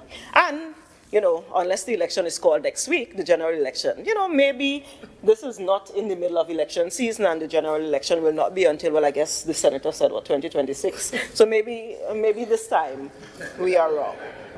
But we're hoping. But Madam Presiding Officer, it's important to note that for a long time after, we had not heard anything about that until, as a member of the House in 2021, I received an email, June 1st, 2021, at 8:24 p.m., and the subject was meeting invitation, Friday, 4th of June, 2021 at 3 p.m. Dr. B. Israel, I write on behalf of the GSC Constitutional Amendment Tobago Self-Government Bill 2020. I have been directed to invite the Forum of Political Leaders in Tobago and assembly persons to the next meeting of the committee to be held virtually on June the 4th. So remember, this email came on June the 1st, and the meeting would have been, Madam Presiding Officer, on June the 4th. So we thought, great, good, you know, it moving, finally. We assumed, for example, that the documents that we were talking about would have been the documents that were on the parliamentary website, Madam Presiding Officer, because that is the document we are talking about. I am thinking now, though, as I listen to the minority leader, that, you know, there may also be other documents somewhere else that the minority leader has access to that the rest of us do not have access to. And if the rest of us do not have access to it, it means that the average Tobagonian does not have access to it, which makes it even more difficult to agree to something that we do not even know what is in the document. But anyway, I digress, Madam Presiding Officer. So we were preparing, you know, excited to go to this June 4th meeting, Madam Presiding Officer. And then on Thursday, June 3rd at 8:06 p.m., I get another email. Remember, Madam Presiding Officer, the meeting that we have to go to is on the 4th. And on the 3rd at 8:06 p.m., Madam Presiding Officer, there's another email that came, and that email said, Dear Dr. Faith B. Israel, on behalf of the committee, blah, blah, blah. Basically, here attached, please find attached the bills that we will be discussing at the meeting tomorrow. Madam Presiding Officer, 8:06, the night before the meeting. The 3rd. The meeting is the 4th. 8:06, the night of the 3rd, is when I got that meeting of June, Madam Presiding Officer. So because, you know, maybe in that time we were not in the executive, we really didn't have plenty of things to do. At 8:06 p.m., we all said, oh, wow, look at this new document. Let me open it before we go to the meeting tomorrow. Only to open the document, Madam Presiding Officer, to realize that the document that was sent in that email at 8:06 p.m. are documents that look very different to the one we thought we were going to be having a discussion about, Madam Presiding Officer. So when we started reading, Madam Presiding Officer, we recognized that we were going to be working with two documents. The minority leader rightly described them. The first is the Constitution Amendment Tobago Self-Government Bill. And as the minority leader said, this was to amend the Constitution. And as the minority leader rightly said, amending the Constitution requires a special majority, meaning you need 3/5 and 2/3 to get it done, which is wonderful. Which means, Madam Presiding Officer, that anytime you need, because the Constitution is such a weighted document, it cannot be changed flippantly. You need people to come together, you need the government, the whole of government, to come together in essence to agree on those changes.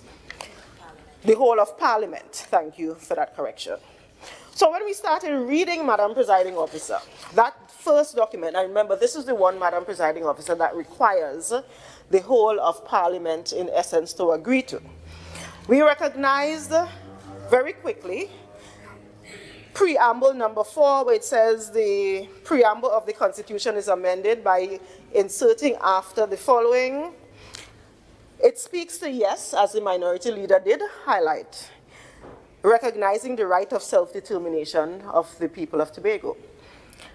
The minority leader flippantly went over, though, the other part that says, recognize the equality of status between the people of the island of Trinidad and the people of the island of Tobago, enabling them fair access.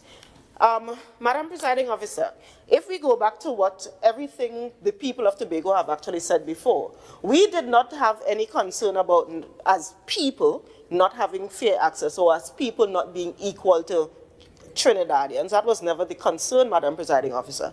What we have always asked for is equality of status between the island Trinidad and the island Tobago, not the people in the island in Trinidad and the people in the island in Tobago. So we looked at this and we thought, wow, if we put this, Madam Presiding Officer, in the Constitution, it means that it will take the whole of Parliament again to change it. And we were very, very clear that that was one of the areas we did not want in the Constitution in particular, because that is not what the people of Tobago said it wanted, Madam Presiding Officer.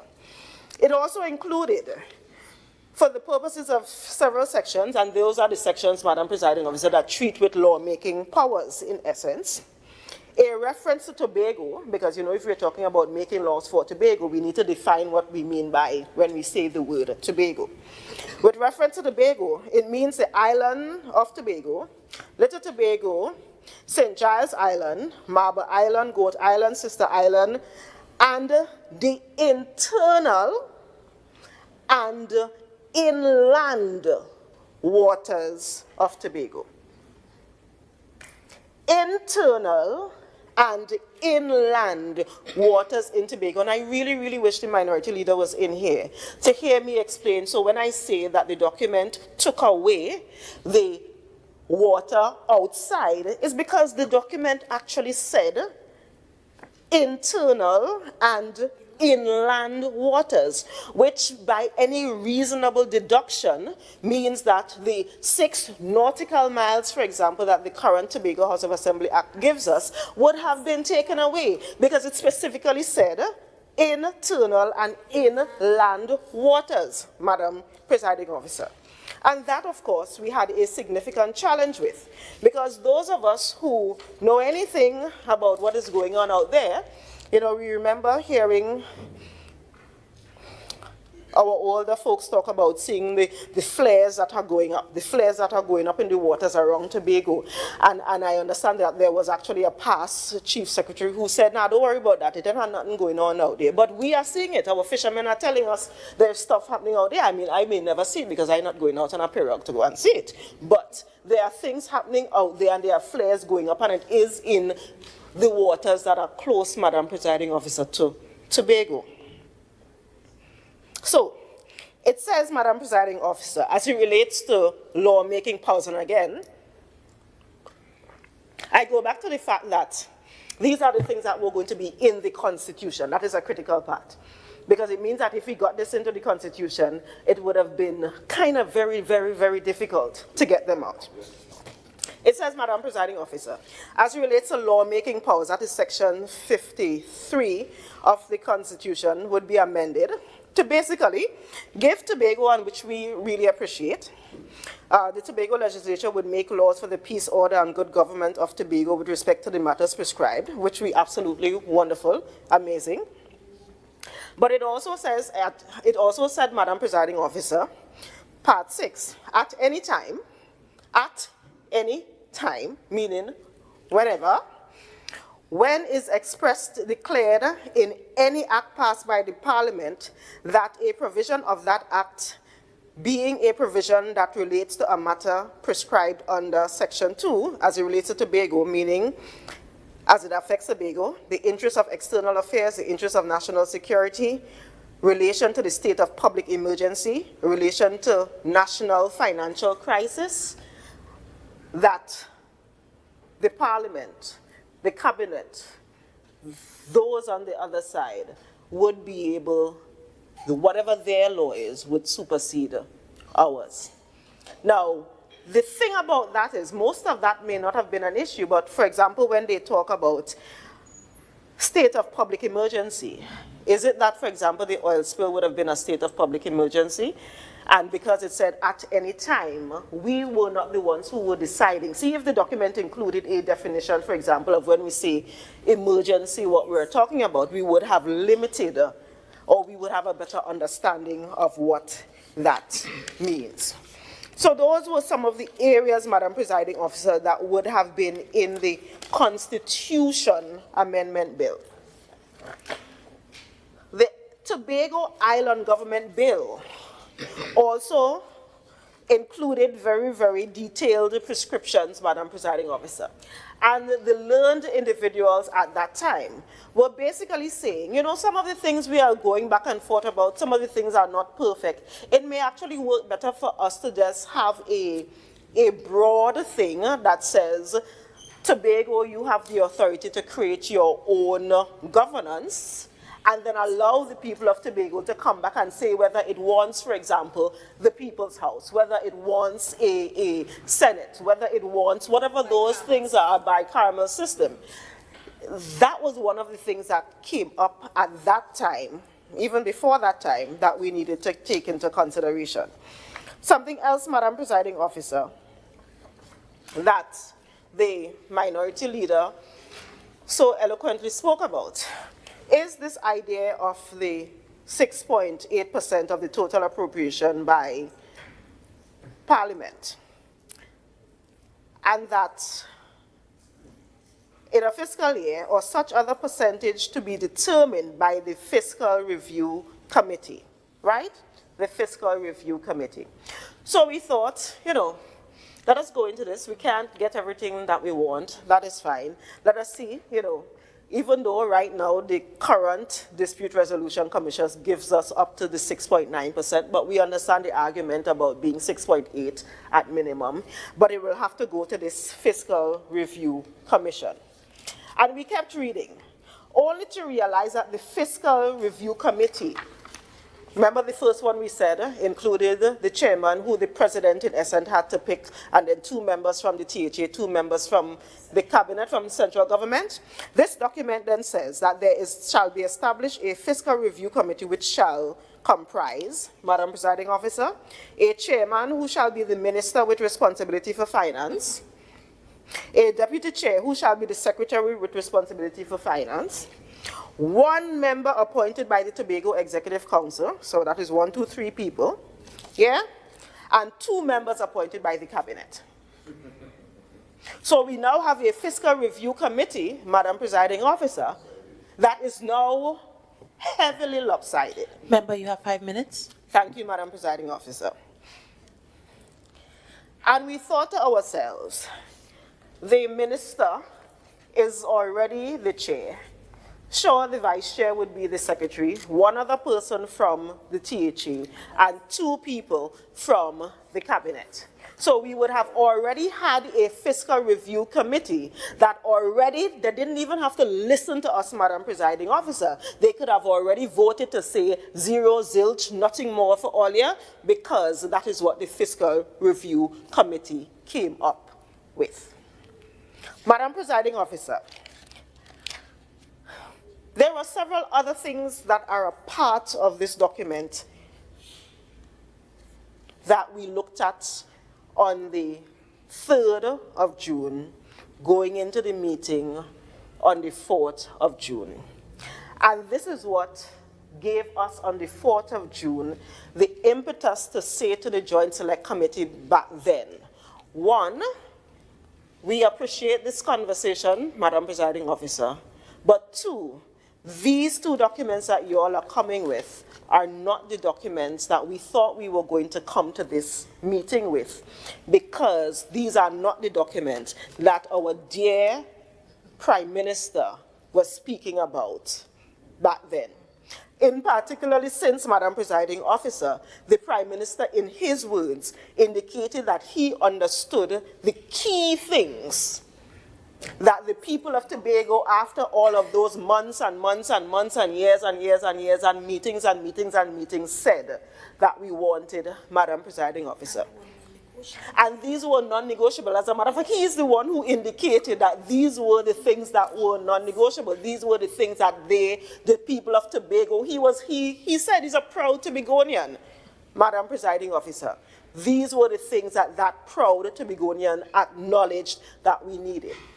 So, Madam Presiding Officer, it is passing strange, Madam Presiding Officer, that we are here again at this point, on the heels, or maybe not on the heels, of a general election, on the heels and maybe not on the heels of a Tobago House of Assembly election, because we understand that there may be a plot to have this passed, which will then force the Tobago House of Assembly to come to an end, which will then make this to be on the heels of a Tobago House of Assembly election, rather than the general, Madam Presiding Officer.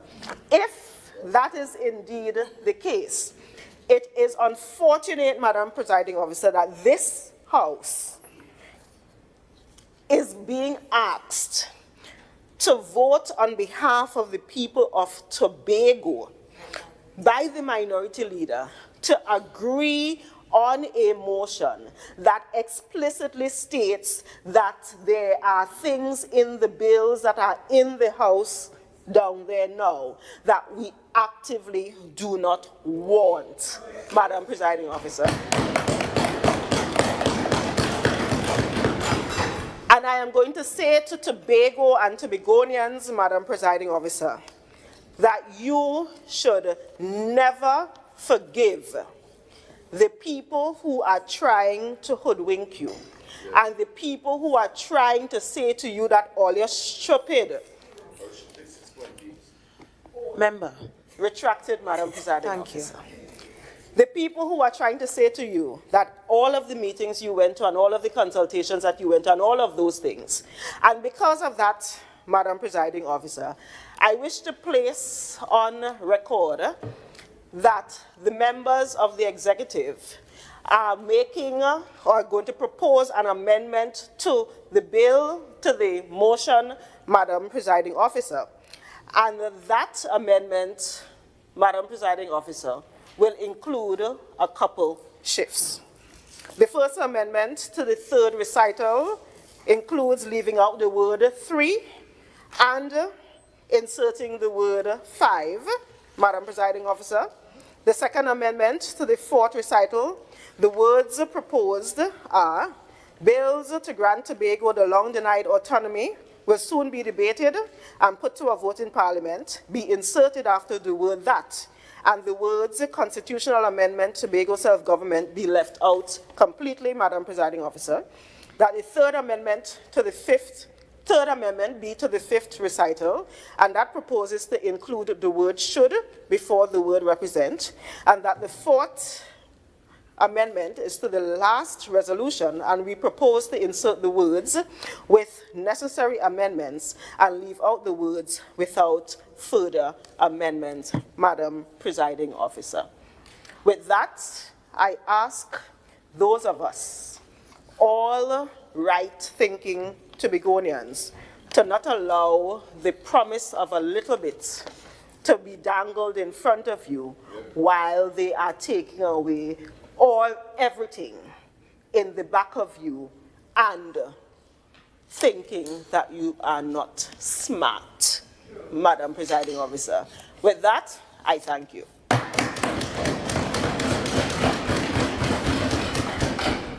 Is there a seconder to these amendments? Madam Presiding Officer, I beg to second the proposed amendments so laid by the Honorable Deputy Chief Secretary.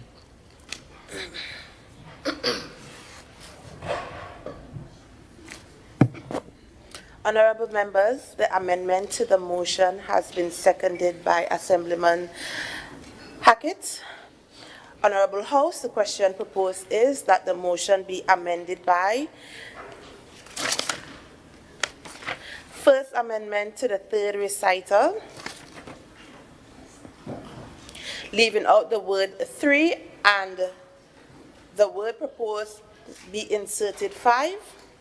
Second amendment to the 4th recital, words proposed, bills to grant Tobago the long-denied autonomy will soon be debated and put to a vote in Parliament be inserted after the word that and the words Constitution Amendment Tobago Self-Government be left out.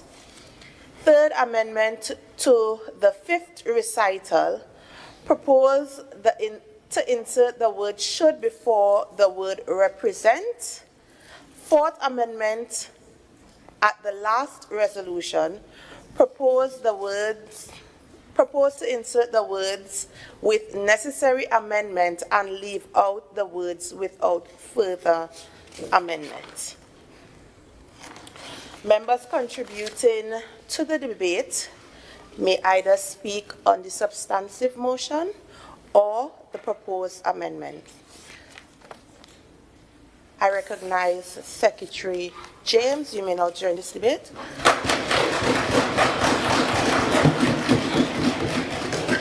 Thank you, Madam Presiding Officer.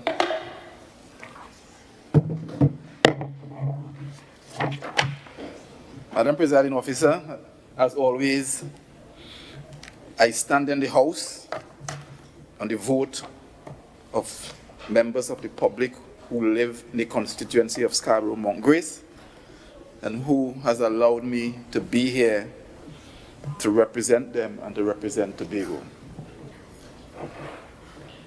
In preparation for my intervention in this motion, Madam Presiding Officer, I looked for the politically correct terms to describe part of the contextual milieu of this motion. But I could not find definitions for political Alzheimer's or political dementia. But I did find hypocrisy, duplicity, and two-tonguedness. As for terms not so politically correct, I found that it was not applicable to describe someone as politically senile. Although the mover of the motion and the PNM reps in general hope Tobagonians have short memory. Allow me to read from Hansard of another place. Quote, "The reason why this Tobago House of Assembly Act 1996 is no good is because the UNC government, hustling to try and gain some points in the Tobago House of Assembly elections, aborted the work of the Joint Select Committee and destroyed the promise of constitutional guarantees for the people of Tobago." That's Colum Inbert, 20 years ago. Hypocrisy, duplicity, and two-tonguedness. Today they come to say, vote for a bill that has been rejected, that they're not going to change, not even a sentence in, and tell us, vote for it because we have to take little and live long. We have to make baby steps. Madam Presiding Officer, if I were to take the motion serious, or even half serious, I would say that we have been asked to accept pieces of proposed legislation that are known to be fraught with errors in the hope that we can get a little money, that we can sometime in the future ask another government, maybe 100 years from today, ask another government, let me amend this. We in Tobago have been at this game of trying to represent ourselves and the aspirations of Tobagonians since 1895. That's almost 6 years after the Union. Trying. Bigard came on the scene in the 1920s. We had a House of Parliament in Trinidad and Tobago where there was no Tobagonian. for 20-something years. And then we had one Tobagonian for another 30-something years. To get to the place today where we have 39 members and 2 Tobagonians. And we must somehow accept that this dogmatic colonialist behavior by the Prime Minister should be accepted because he too big to change. Or you could say, well, you want in Tobago, I ain't changing nothing, that's what you have to take. That is the attitude. But we have uniqueness in Tobago. And if there is one word that summarizes the Tobago ambition and the core value that is Tobagonian, it is ambition. We have ambition. It was ambition that drove Sandy to start the revolution as a slave. Ambition. Ambition that motivated him to risk his life in search of freedom. Freedom and justice. There's ambition that drove Bigart and Fargo James. Ambition that motivated Robinson and Murray. Ambition which is so faithfully served as a guiding light to our forefathers must now be the singular focus of all Tobagonians. We must come to the place when the Tobago ambition gets to the fore. The ambition that must lead Tobago and all of Tobago to have one common intention. We have been struggling for self-determination for 140 plus years. One common intention. I've said in this house before that there are Tobagonians who have allowed a Trinidad party, and I will keep saying it, to come to Tobago and divide us. And we must come to the place in Tobago when we say no to that. You must have an ambition to stand firm in trying to pursue the Tobago agenda. The Tobago agenda is creating legislation in the parliament that we now have that allows Tobago to self-actualize. The ambition and intention must be undergirded by sound fundamental principles that help guide collective decision-making. Not PM decision-making, but collective decision-making and governance arrangements. These bills that we are discussing and this motion we are discussing is about getting to a place where we have laws that allows us the best governance arrangements between the island of Tobago and the island of Trinidad.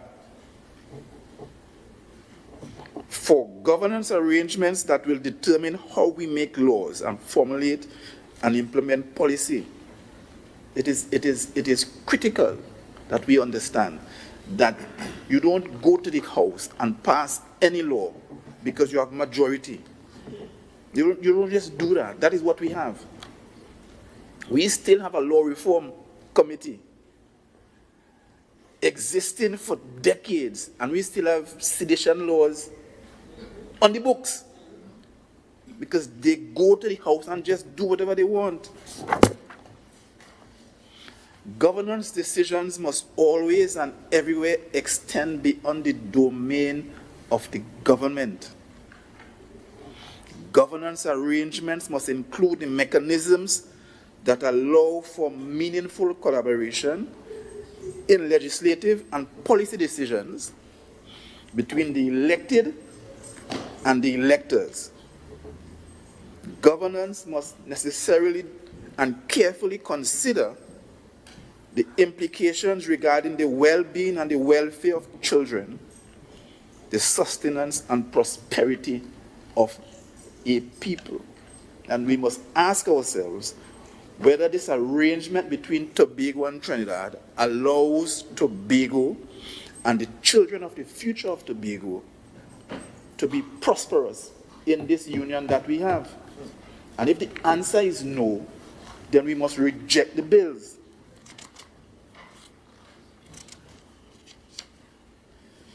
Madam Presiding Officer,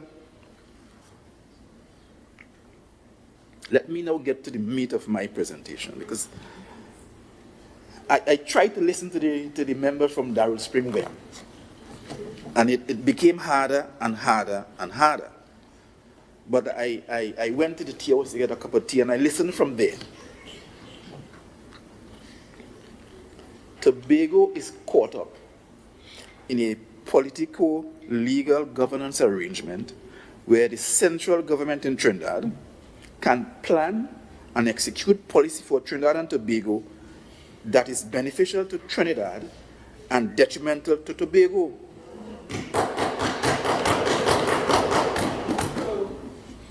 Where, notwithstanding the THA Act, the central government in Trinidad can, by adverse application of the legislation, widely overrides Tobago's ability to plan and implement policy for Tobago's benefit. And I'll give examples of that in a while. And where the central government might be unable to confine or restrict Tobago using legislative mechanisms, it can still delay, stymie, obstruct, or outright prevent Tobago from properly planning and executing policy in Tobago for Tobago's benefit by withholding the necessary resources required to do so. That is the position that Tobago finds itself in. Today, the laws on the book allows for, despite the THA Act, for the Ministry of Energy to say to us at spell, we are going to tax you with royalties and prevent you from getting any license whatsoever, when the THA Act says the royalties should be paid to DHA. Exactly. So the parliament, the government can just override, not the parliament, the government and the cabinet can override the parliament and therefore the laws of the country and do what they want, and therefore we must make laws that are foolproof. And that is the challenge that Tobago faces. We have come to the place now in the last 3-4 years, I believe, where Tobago is beginning to wake up. More and more, we are seeing the value of our resources in the land and in the sea and in the air. We are more and more aware of our inherent might, that is our right to self-determination. And I think there is a fear. There is a fear that we may get so fed up and frustrated with the subjugation and the colonial enslavement from Port of Spain that we may just decide, like my brother from Roxborough, Argyle, to pick up a marble and go. That is a fear that is allowing the PNM today to dangle 6.8%. The member is clear that despite the law, the member said it, despite the law that allows for the government to give us 6.9% today, the member is sure that we could only get the minimum. He called it the floor.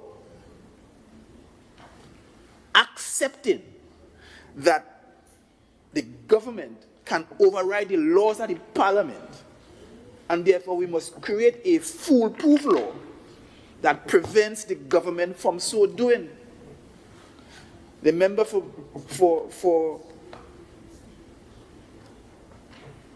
Belgarden Goodwood, Belgarden Glamorgan, raised the issue of the FRC. You know, we had the DRC, and we have the FRC now saying the exact same thing. Consider separation, consider this, consider that, and then give us the minimum. The same committee with the majority in parliament having to sit in a dispute. Maybe, Madam Presiding Officer, they should consider an ERC, an Energy Review Commission. I don't know why they skip out the E. After D is E before you get to F. Me, I know why they skip it out.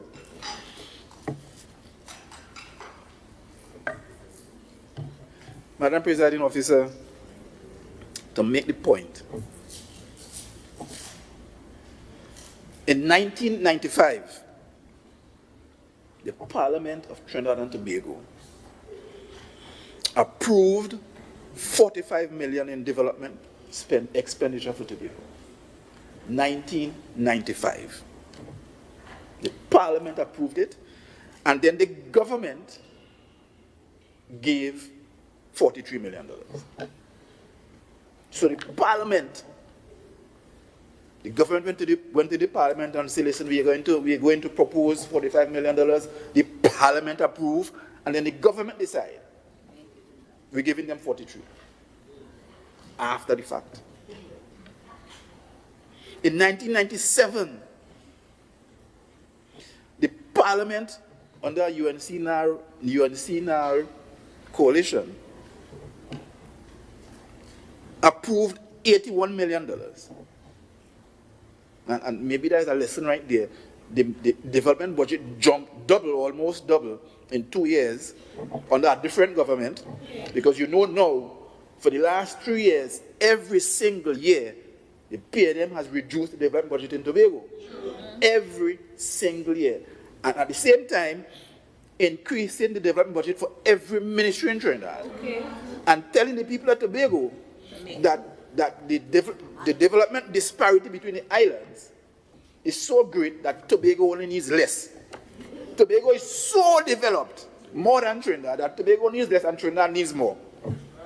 And we must take that, because Works Division build a road. So in 1997, Parliament approved $81 million, and then the government doubled that money in that fiscal year. The UNC-NAR coalition doubled their allocation without going back to Parliament, making the point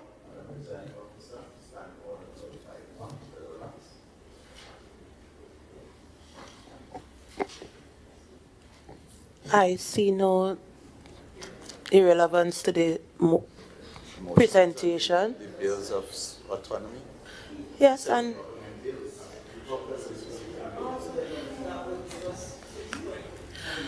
member, I see no irrelevance. Assemblyman Morris, please continue. Madam President, every time I speak in this house, I am reminded that English is a difficult language. Continue, member. So, the UNC doubled the allocation, and then as soon as Vincent Lass, or the next man named Griffith, crossed the floor, the next year, the UNC decided that they were going to budget $80 million, and then gave us half. So that the law allows the government, the cabinet, to override the lawmaking body, which is the Parliament, because the law is weak.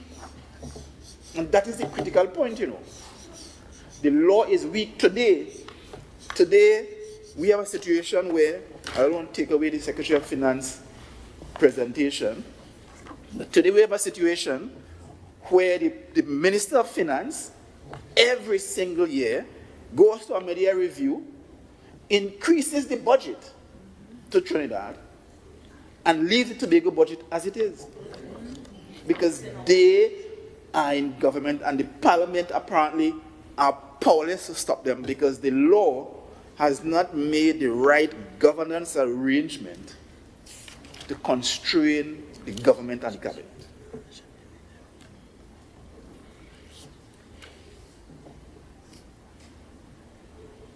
And so, Madam Presiding Officer, we must ensure that the laws that we make and approve in this House, and when we vote in this House, we send a clear message that we are not going to accept a piece of law that we know is flawed in the hope that somehow in the future we will get it. We've been doing that. We've been at this House, the member for Darrell Spring took us back to 1977 when Mr. Robinson and Mr. Murray, Dr. Murray, went to the House. 1977. What he did not say is that it's the PNM who watered down the bill. That's what he didn't say. The PNM who watered down the bill. In 1996, it's the PNM who watered down the bill. Members,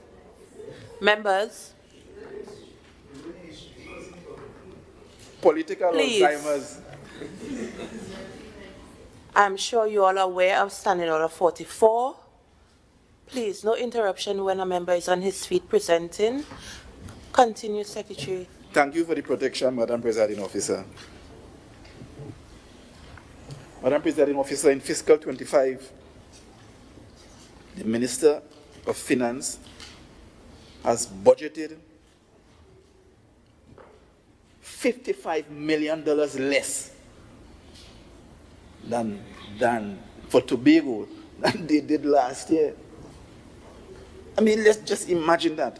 For the Division of Infrastructure, $36.5 million. It can't even pay the government workers' wages. But they have considered, as the law says, they have considered what the development needs of Tobago are, and they have determined that $205 million is what Tobago requires. Well, I tell you, the development budget. Last sitting, and that was decided upon the allocation for Tobago, 45-3. Be so guided, member. Please continue. Madam President, I would like to reclaim my time. Please and thanks. Continue. The development budget for the country of Trinidad and Tobago allows Tobago in this budget 3.6%. What the law says? The law says 4.03 to 6.9. Because the cabinet, again, can override the parliament and do what they want. Because the THA Act and the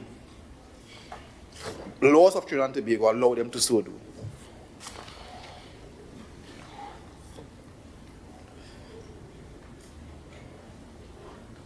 So what can happen if we accept these bills?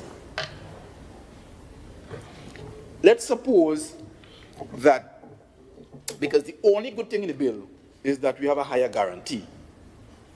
The bill offers nothing else.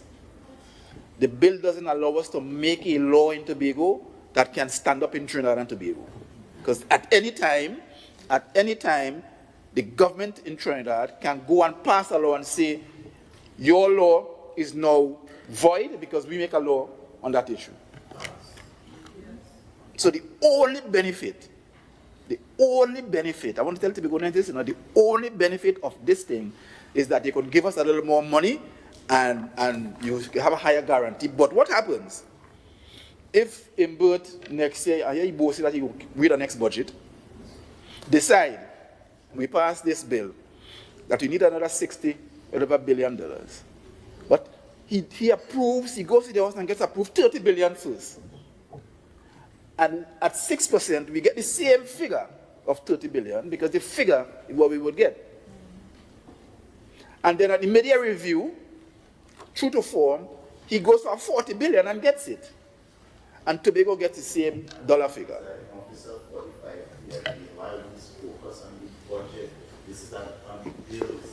Assemblyman Morris. Assemblyman James is making a presentation based on this motion. No. You do not have that authority to dictate how persons make their presentation. He is not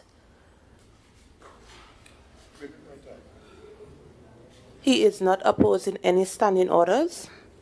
Assemblyman James, please continue.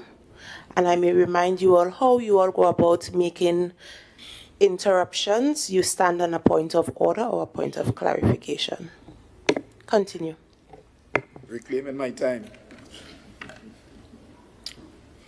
Madam Presiding Officer, the bills says that Parliament shall appropriate for the use of the House of Assembly in any financial year no less than 6.8% of the total sum appropriated by the Parliament in that financial year, or such other percentage as may be determined by the Fiscal Review Committee.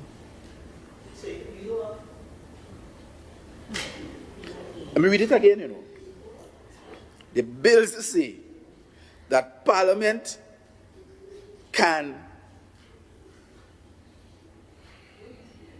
appropriate in a financial year any such percentage, any percentage, as may be determined by the FRC under Section 42 and approved by the Parliament by resolution. So the FRC can decide, after reviewing the thing, that, hey, you only need this amount, and this is what we're giving you. Because I've made the point already that the cabinet can disregard the Parliament and do what it wants. That's what the law allows it to do, and that's what this law allows as well. So there is no guarantee. Let me say this. How the country operates now and how the laws are written, there is no guarantee to Tobago of any 6.8%.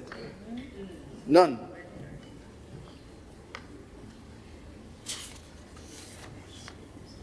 And it's a funny thing, In the 96 Act, it is Section 42.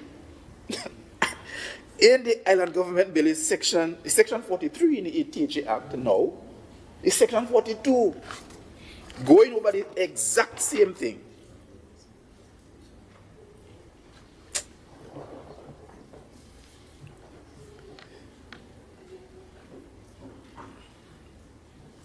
The Tobago Island Government Bill is asking the FRC to give due consideration to the same things that the THA, current THA asks Cabinet to do every year. What's the sense in making a law like that? What's the sense? What's the sense in creating a committee? Member, you have 5 minutes.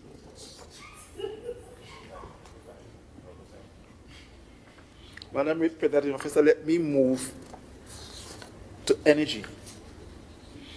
Because we are articulating a position that instead of a fixed percentage, we need a fair share of the revenue that is generated in this state, this democratic state called Trinidad and Tobago. A fair share. As the law stands now, the people of Tobago are half owners of NGC. The people of Tobago are half owners of CAL. Okay. We have no say in how those entities are run. But we are the owners. The people of Tobago are 100% owners of the energy resources that are in our waters.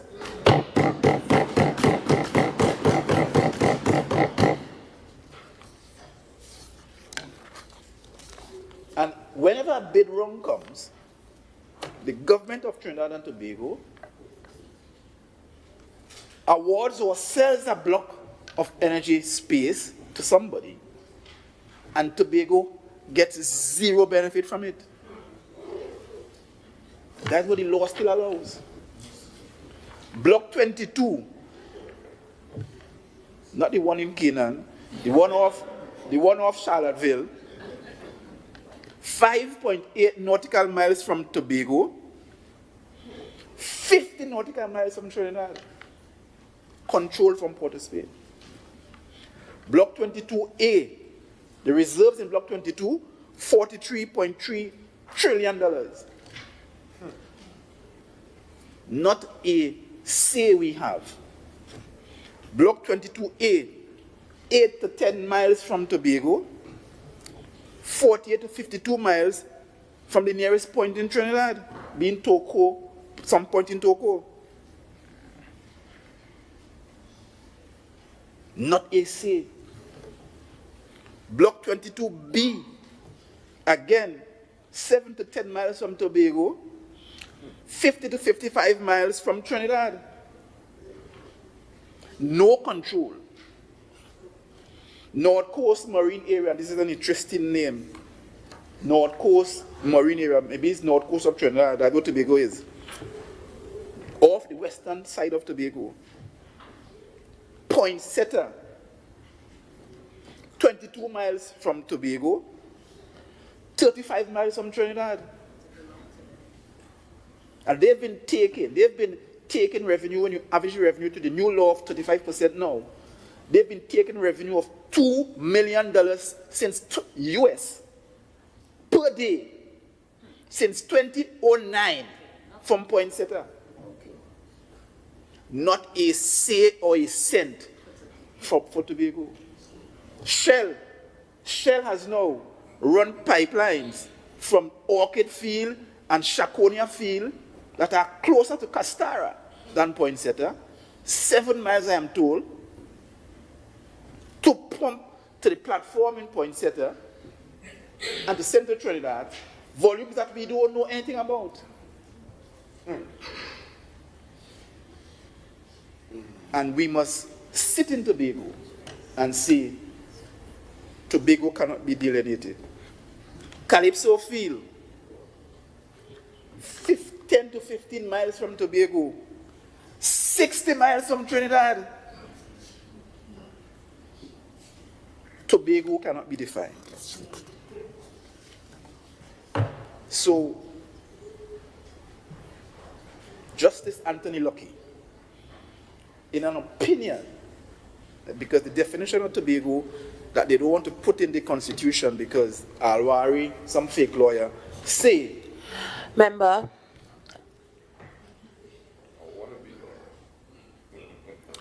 I'm going to remind you all again about your language in this house. I won't allow that word. And your time is actually up.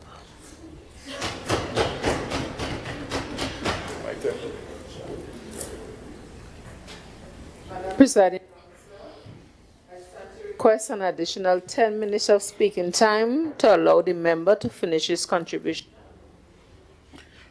Honorable House members, the question is that an additional speaking time of 10 minutes be added to Mr. Assemblyman James to complete his presentation. All in favor say aye. Aye. Any against? The ayes have it. Member, please continue. Thank you, Madam Presiding Officer. Justice Anthony Lucky, one of the eminent jurists in the country, says, and I quote,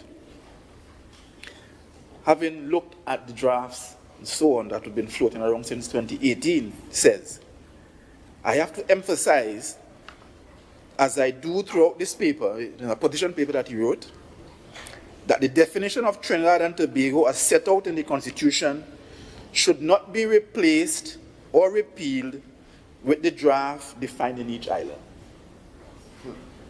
If Section 1 of the Constitution is repealed and replaced with the draft, I have briefly seen that there must be consequential amendments to several acts where the political entity that is the Republic of Trinidad and Tobago is treated as one state. We have proposed, we the THA, proposed in 2015, that the one state remains, but changed to a federal state. Justice Lucky is saying That can be done, but you have to change several acts. What is wrong with changing acts? We're changing acts all the time. So it can be done. He goes on to say, I want to quote, nevertheless, it would be convenient, no, let me go back before that. If I see the draft bill, I should be able to provide more substantial reasons why the clauses that I refer to in general terms, if accepted, can create more problems than we initially envisaged. Nevertheless, this is the critical part, nevertheless, it would be convenient to set out Article 50 in the Convention on the Laws of the Seas, which deals with delineation of archipelagic waters, because it supports my view that the archipelagic waters between the islands of Trinidad and Tobago can be divided. This is Lucky saying that between Tobago and Trinidad, the waters can be divided. And the article reads, and he's quoting now Article 50 from the UNCLOS, within its archipelagic waters, the archipelagic state may draw closing lines for the delineation of internal waters in accordance with Article 9, 10, and 11. So according to Lucky, the laws of the UN allows for Tobago to be delineated from Trinidad, and we can get, even without changing the constitution to a federal arrangement, we can get a definition of Tobago that says, listen, all you in Tobago, from this line is all you own, and from this line is we own. What is wrong with that? What is so hard that PNM people can't say, oh gosh, let me put in the definition? What's so wrong with that? We see it in front of our face. Why wait 100 years to do it? Because Keith Rowley says so? Chat. You were there calling Kamala by her first name. Yes. Members. You were calling Kamala by her first name. You didn't hear yourself.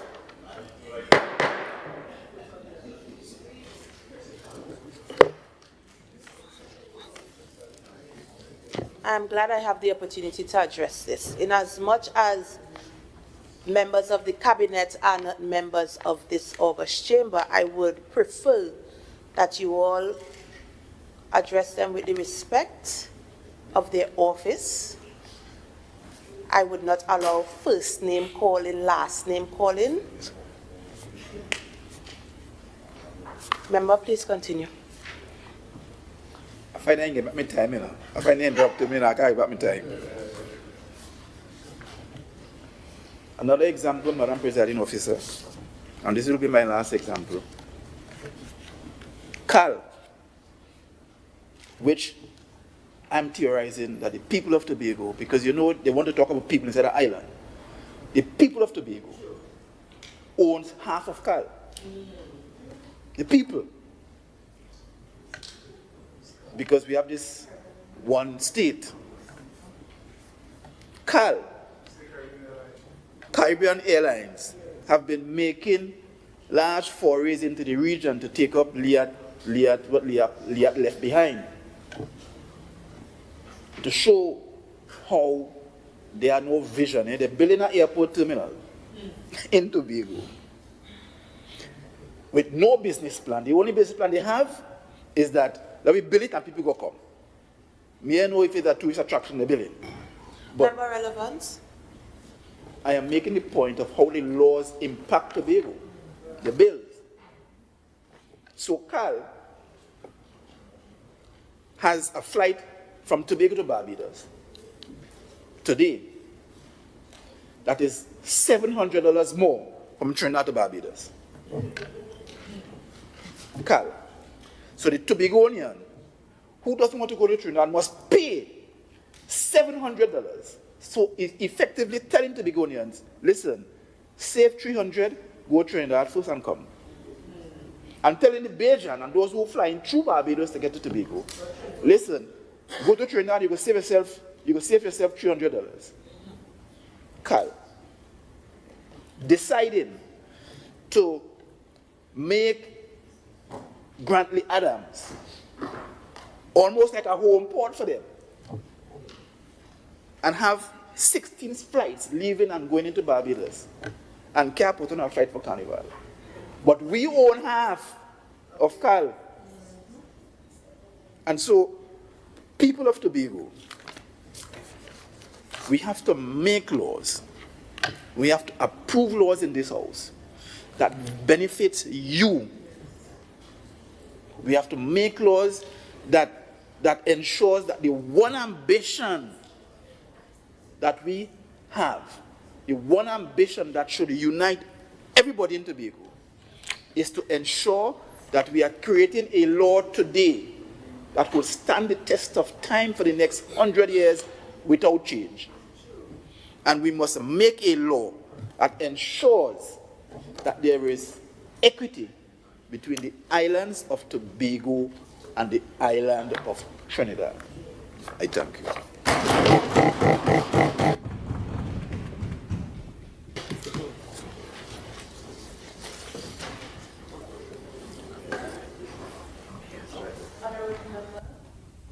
As per Standing Order 16.2, I now suspend this House for 30 minutes. We will resume at 1:18. 1:18.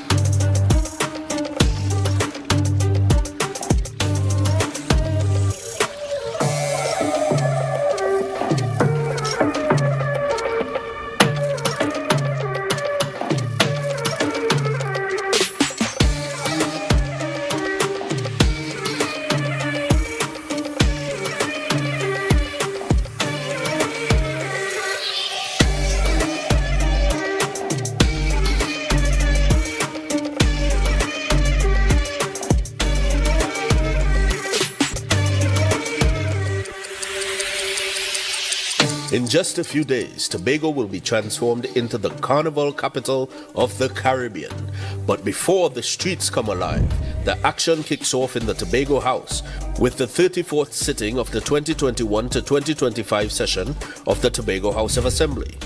Prime Minister Dr. Keith Rowley has announced that the Constitution Tobago Self-Government Bill and the Tobago Island Government Bill will soon be debated and put to a vote in Parliament. Therefore, Minority Leader Kelvon Morris will lay a motion seeking support for the unobstructed passage of these bills, as he feels Tobago will benefit from their enactment. But how do your representatives feel about these bills? There's only one way to find out. The House will warm things up on Thursday, October 24th from 10 a.m. with a heated debate. You can either come in or tune in. Either way, don't miss it.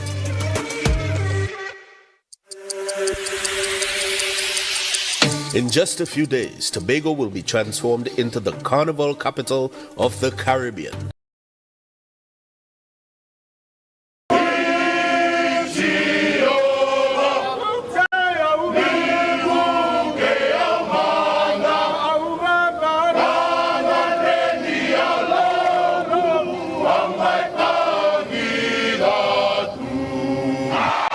Fiji ready to get the footy first here in a home international, and the bounce was a handy one for them. Looked every chance to go dead, but it sat up for Micah Sevo. Lamb fires one to DeBellin.